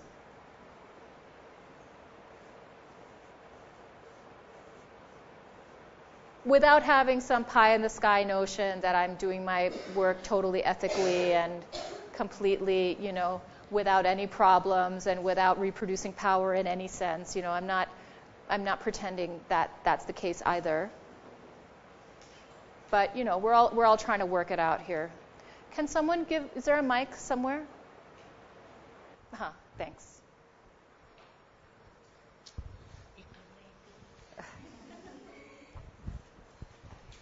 Okay. When you said that, can we think can we frame it in terms of choice versus majburi? I remember one conversation with one of the Dalit writers recently during my ethnographic fieldwork, when he said that for others, writing might be a choice for the upper caste, for the Savarnas. But for us, it is not a choice. For us educated Dalits, it is a kind of responsibility, a kind of compulsion, because it is our duty to our community. That's so interesting. And he was also at that time answering to one of the questions posed. It was a meeting, so he was also answering to one of the questions posed, that do you think writing is real activism? And then his answer was very fascinating when he said that writing is part of the activism. Yes. Everyone has their own role to play. So just because I'm writing, it doesn't deny the fact that I'm an activist. My writing comes from my activism, comes from my life experience. So you cannot just cannot create a dichotomy between writing and activism. How interesting. Thank you.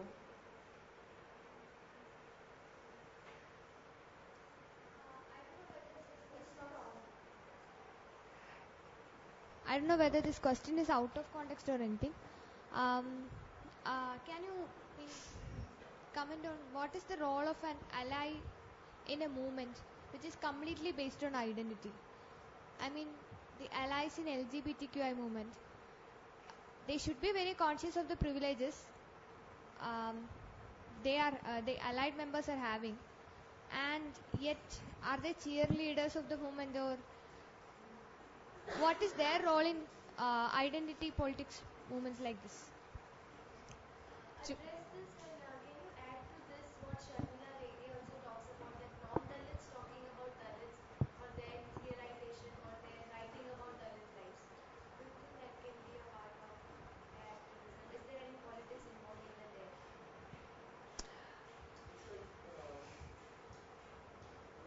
Classical question in Indian politics regarding Muslim question, that can only Muslim represent themselves, or some other person can actually represent Muslims? I don't think representation has served us very well in the recent past. So I would say let's move away from representation for a moment. And what does representation do? Representation makes people visible who have not otherwise been visible in a certain space. Right?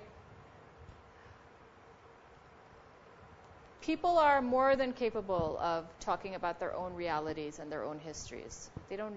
No one needs somebody else to do that for them.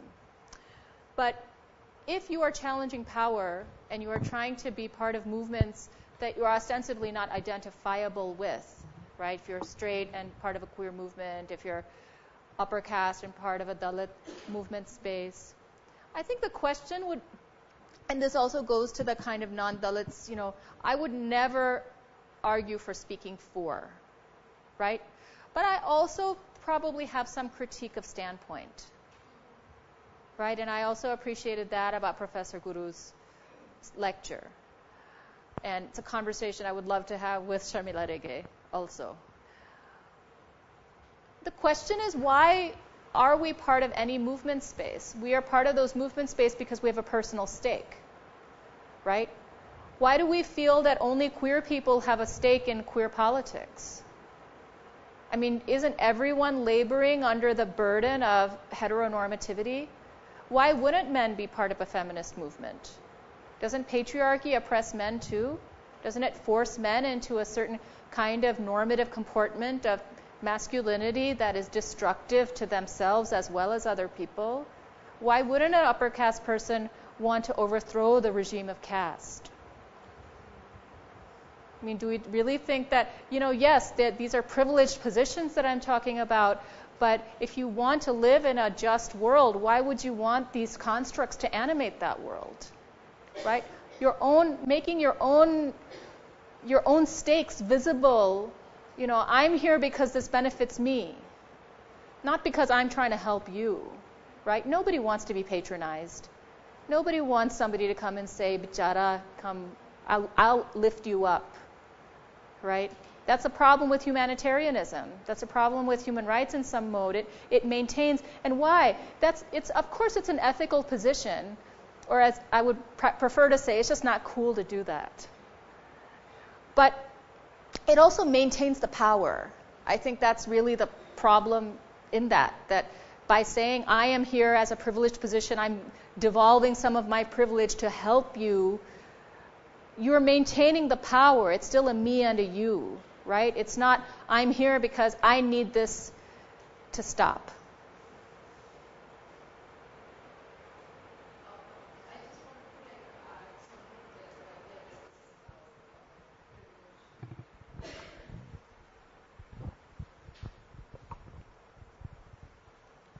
So, I think in the last couple of years, what has happened, the way we perceive privilege has changed. Privilege now, at least in the colloquial sense, in like your everyday activism and everyday feminist acts that you see in various spaces, what has happened is privilege has been reduced to be a dismissive gesture. So, it is very easy to shut down someone by calling them that you are privileged. So which is part of the identity politics that Robin Wiegman is reacting to in her book also. Okay, so I think I should actually read that. You should read that, yeah. So what has happened is that we have conflated the idea behind and how the term privilege was used in its origin sense, and we need to qualify it now.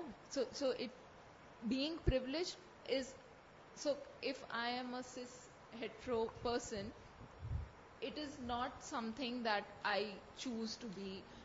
It's problematic to state it this way, but let's work with this definition for now. So this is not something that was in my hand. I am like this, I am. Same as anyone else of any group that they belong to are. So in the social structure, in this stratification, I have a sort of privilege, say. What do I do with this privilege should be the question, not that I am the privileged one and someone shuts me down here. And this can be extended to other categories as well and other debates as well. Someone being a privileged person is not the end all and be all of it. What they do with their privilege, how they are interacting with the movements and what role they are playing and how ethically they are doing, that should be the question. So if we reorient the question in this way, probably we can actually move forward and not get stuck in who can speak for whom, should they speak for someone or not. I would just say, as a caveat though, I do think there is a problem with people speaking for other people, right? So like one of my pet peeves is when my cisgender heterosexual colleagues talk about their partner, and I can't figure out if they're talking about a same-sex partner or not. When they're like married straight people, I'm like, it's okay, it's your husband, it's your wife. Say it's your husband or your wife. Like kind of trying to take on those tropes and those aspects. I mean, straight married people also don't want to participate in heteronormativity, at least, no more than I do perhaps. But there is something different about being queer and gender nonconforming and claiming queerness and being a straight ally, right? So I won't say that it's an equivalence, that everybody has a right to speak about everything. And I'm not saying you're saying that. I want to clarify that. But I do think that, in some way, the idea of standpoint it's been a two-edged sword. It has made people visible where they wouldn't have been otherwise, but then it has reified those standpoints.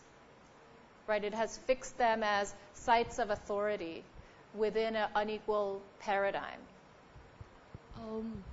Okay, so I first wanted to say that, so about what you just said about using the word partner, maybe it is a misinformed choice, but usually it can be used as a way to, maybe it's wrong again, correct me, that as a way to express solidarity with heteronormative, that's how it can be, but I'm not sure. There will be terms for that solidarity. Yeah, please no one take it personally what I said. No. I'm sort of trying to say these are tricky. Yeah, this is a tricky terrain to try to traverse. So, on the one hand, we want everyone to have a critique of heteronormativity. On the other hand, if people are somehow, for whatever reason, benefiting from it, you want that to be visible as well. That makes sense. Also, actually, I wanted to respond to Soumya also when she was saying that why I would feel like if we are said, if somebody says to us that that you're privileged, I don't want to, I'm not sure if I want to see that as a way to shut down the conversation, which is what you said a couple of times. That's why I said, and that becomes a way to reflect on how you are. But what you said, after that, it totally made sense in the way that how we can contribute or what we can bring to the movement, any cause that we are interested in. So that does make sense. But I wouldn't think of it as a shutdown. And that was not just heteronormative male privilege, also Savarna privilege in our context. Yes. No? So I just want to have this caveat, it's not, when I say that, a privilege is used as a shutdown, in specific instances, I have noticed that it is being used as a shutdown, not always. Sure. So when I'm saying that it is used as there is a growing trend of using privilege as a shutdown, my critique is that this kind of shutdown will not help us anything to move forward. The whole point is the discussion, the conversation should move forward. So that's where my critique was. And I completely agree that we should, at the same time, we should also be conscious of not appropriating terms and terminologies which have a specific, and it is again a double-edged sword. Well, let me tell you, now that that we're all friends here, let me tell you where that comment is coming from. Yeah. I had an experience several years back of a senior colleague who, maybe could have had a female partner, you couldn't, it was like an older person who was, anyway, wasn't like that into how she dressed up and stuff, and kept saying partner, and kept being very ambiguous about the gender of that partner. And later I realized it was because she was sort of trying it out with me.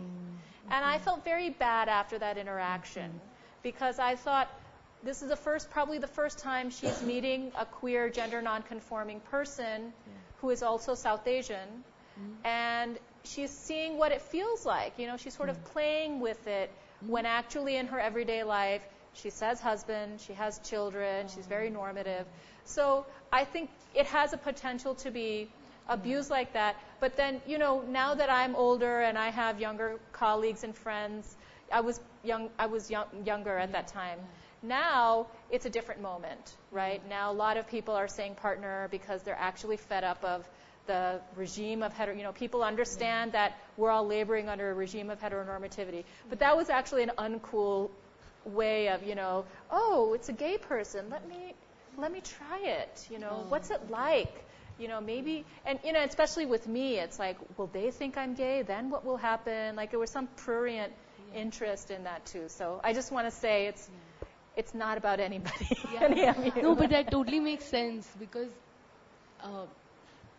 okay, fine. Trying it out, that is like the lingo in youngsters today. Because we really are not sure how to know about it, how to go about it. Because all the structures become heteronormative around you. Be it your school, your college, your friends, everything. So this is the lingo we use. Let me try it out, maybe. I don't know. But there's a risk of appropriation. I think there was one. You had a comment, no? I wanted to say just one thing. Okay. Yeah. Okay. I just want to make sure that because you've had your hand up for some time. Yeah. Can I? Yeah.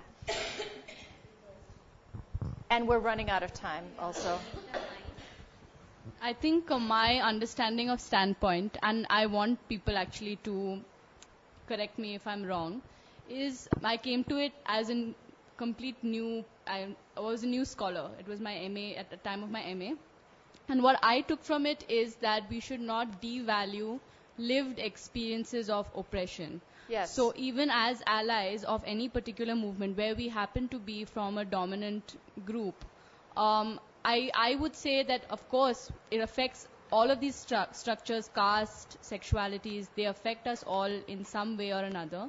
But the lived experience of oppression is something that we should allow the person who has experienced it to then formulate how they want to take forward a movement. And I would welcome people to you know, to disagree with me or whatever. So we recently at the center were hosting, we were like providing, I would say, real estate for a Dalit women's conference, from which, you know, we, as a cis and non-Dalit woman, I was not, we were not even attending the sessions. We were just, you know, doing administrative work and things like that.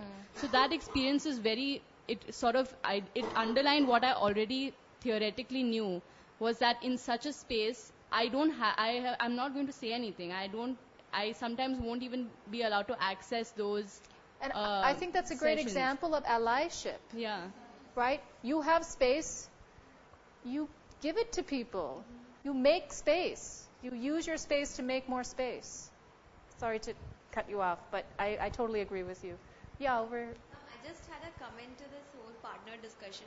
Okay. So, Sorry. I remember when I was in my graduation last year, so I learned the actual term, meaning behind the term husband, which is the lord of the house or something, and Yeah. I was offended. Yeah. I was offended. So, and that came to my mind that if I do ever get married, and if I do ever get a husband, I'm not going to refer to that person as a husband because that person doesn't own me. So, in that situation, I think she was saying that, or somebody was saying, I don't know, maybe you were saying, that of late, because of the entire, how patriarchy is literally sitting on our head and on our face. So, it's actually maybe needed to come up with new terms, and in that situation, if we are borrowing terms from places where those terms have much more meaning to it, is that very wrong? You know, it's a brave new world, so I'm trying to stay open and flexible. I do personally, and this is perhaps generational, I do feel challenged by cisgender, heterosexual people claiming the language of queerness because they are opposed to heteronormativity. But as you said, what else are people going to say, right? I mean, somewhere because also of like the history of appropriation around these terms, it's also very tricky. Like, so you're cisgender and straight, and you want to access marriage for whatever reason, like normative marriage, like you want to have a wedding. But you want to also counter and challenge patriarchy. There should be space for that. So you feel yourself to be queer because you have queer friends, you're allied. But then if you say queer to somebody who's like, you're queer to someone who's in a same-sex relationship, and they assume that means you are in a same-sex relationship too, it gets tricky. But I'm trying to keep an open mind. Thanks to my younger colleagues and friends, I think. I'm going to call on people whose voices I haven't heard in this session because we're literally in the last 8 minutes of our session. So maybe we can take a couple of more comments on this. I'm glad it's generated so much discussion. Hello, yeah, ma'am. Regarding this 10-point okay. I feel like if suppose I'm a man at a privileged position and try to understand marginalized plight of a marginalized community. So here the question of me as a researcher is very important. How I position myself, because from what perspective I am defining or exploring things is very important. So that's what I wanted to say. From what perspective I am seeing the thing, my position is important. Yes. Am I making sense? Yes. I mean, I guess the critique of standpoint would be similar to the critique of the object, right? We can't do away with it, but what does it do, right? I mean, what I think Professor Guru was telegraphing when he referenced the kind of debate that he had with Sharmila Rege about standpoint, Dalit standpoint, at least what I would draw from that is by arguing for a Dalit standpoint, you also reify the notion that there is something describably, qualitatively different about a Dalit woman's perspective, right? As opposed to a perspective that comes from Dalit politics or from a critical perspective on caste. And most of the time, that critical perspective on caste would also come from the experience of having to live in the world as a Dalit person. But to say that there is something qualitatively different about a Dalit person's perspective or a woman's perspective or a queer person's perspective is also to conflate the identity with other things, right? At the same time that we're trying to undo the terms of that kind of objective stability. No research is bias-free to some extent. See, I am a researcher, so I have a kind of preconceived notion about particular phenomena. So here positioning is also important, right? Like, though I am studying about, suppose I am studying is about women. So being a man, I have some preconceived notions about women. So there I feel it's very important to locate myself, like how I am seeing the thing. I mean, in a sense, that's where we started, and where we have to keep reiterating that, particularly in the time of fixed and stable truth, that, you know, there is no objective, unchanging truth. There is no objective perspective at all, anywhere. And that doesn't mean that we countermand the terms of truth. That means we talk about the way in which facts and truth are triangulated, right? Which is a very, very old idea that we need to keep on reiterating.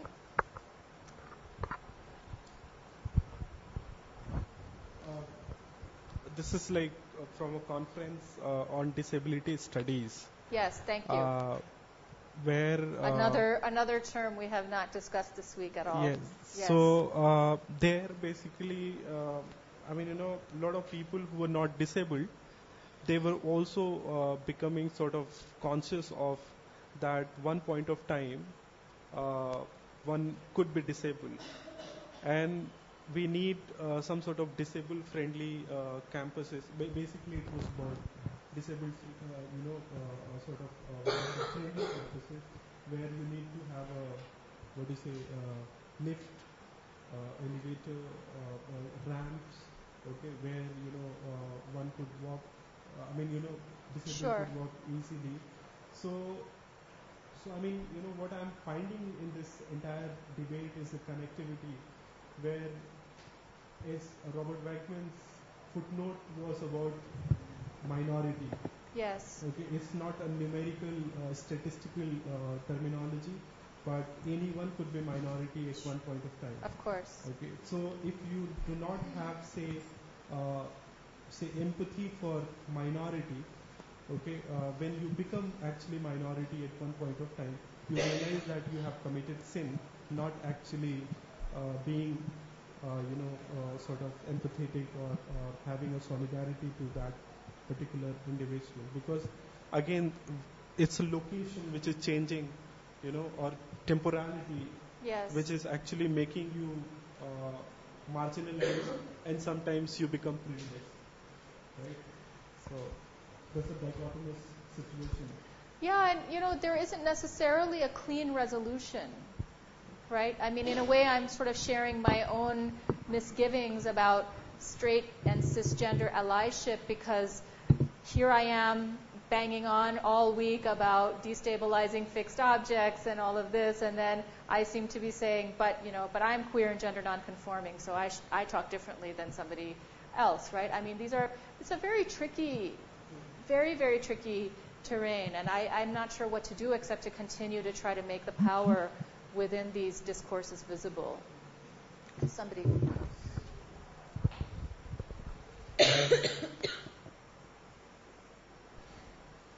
I'm not sure how relevant it is, but when he mentioned disabled-friendly campuses, yes, I remembered in one of the workshops that I did on disability, the activists who came were actually arguing for universal design. So not just disabled-friendly campuses, but universal design which is accessible for all. So that is the concept of universal design, which I think is much more inclusive than just disabled-friendly campuses, because we all know what happens in disabled-friendly. I mean, you are supposed to build slopes, but yes, in reality, it's very steep for the wheelchair to go. Right. So So Right. now they are arguing for universal design. So I don't know how relevant it is for our discussion, but just thought of mentioning it. That's very interesting. Thank you. Yes, please. Just trying to understand the economics because we talked about allies and we talked about Yes. reclaiming the social. I'm going to stand over here so that as you talk to me, you're also talking to everybody else. So reclaiming the social or also I'm listening. yeah, I'm just Ha. so the relevance of the importance of having an economic ally in the sense, like when we are talking about movement, we are certainly talking about we are not happy with this order, we want to change it. Yes. So how do we change it? Yeah, so like I'm again drawing some examples or analogies which might appear problematic. For example, Buddhism or Jainism or Christianity, these things, or Brahmanical patriarchy, they offered an economic model. So, because we are also talking about political economy as well, right? Yes. Within which we operate. So, Buddhism did not survive, or because of its nirvana, because of the spirituality of it. Because, for example, like Christ was crucified because at that point he was not offering any economic. There was no economic structure or order. Whereas Luther was protected by the German king because Luther was like Protestantism was offering a different kind of economic order or new economic order.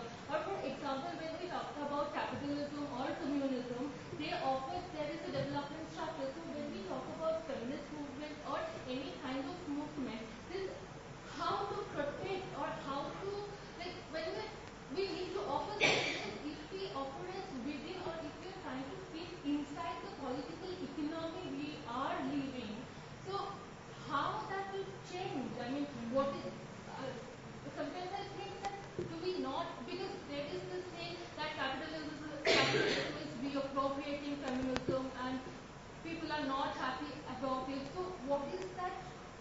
Is it necessary to develop a new economic order or to have a new economic blueprint or development structure which can benefit the new order or the new world? Yeah. So, Of course. So Of course there is. That can be merged with the movement.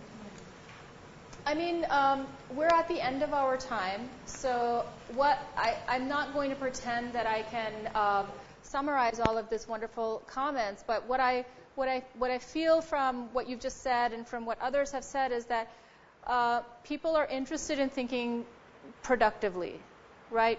You don't seem to be satisfied, and I applaud you and encourage you in this direction. You're not satisfied with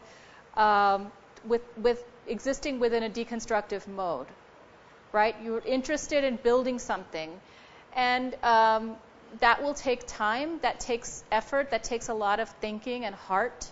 But I would encourage everyone to pay attention to things like the silences, the pauses, the gaps, to try to identify the elisions, the imbrications, the conflations, to really step back and to say, as many people are saying, what is the frame?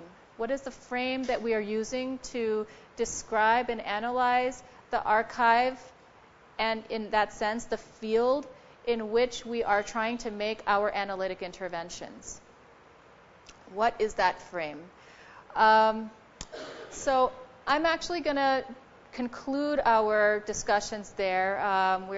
We're past our time, but I would just like to say how much I enjoyed and appreciated engaging with you all this week. And those of you who spoke, thank you so much. Those of you who did not speak, thank you for being present. And everyone was just engaged and wonderful, and I found this to be extremely, extremely productive and awesome. So thank you so much.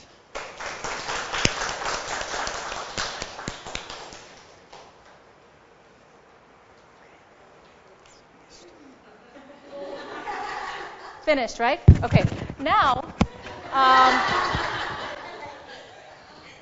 the only thing I wanted to do off camera is, can we have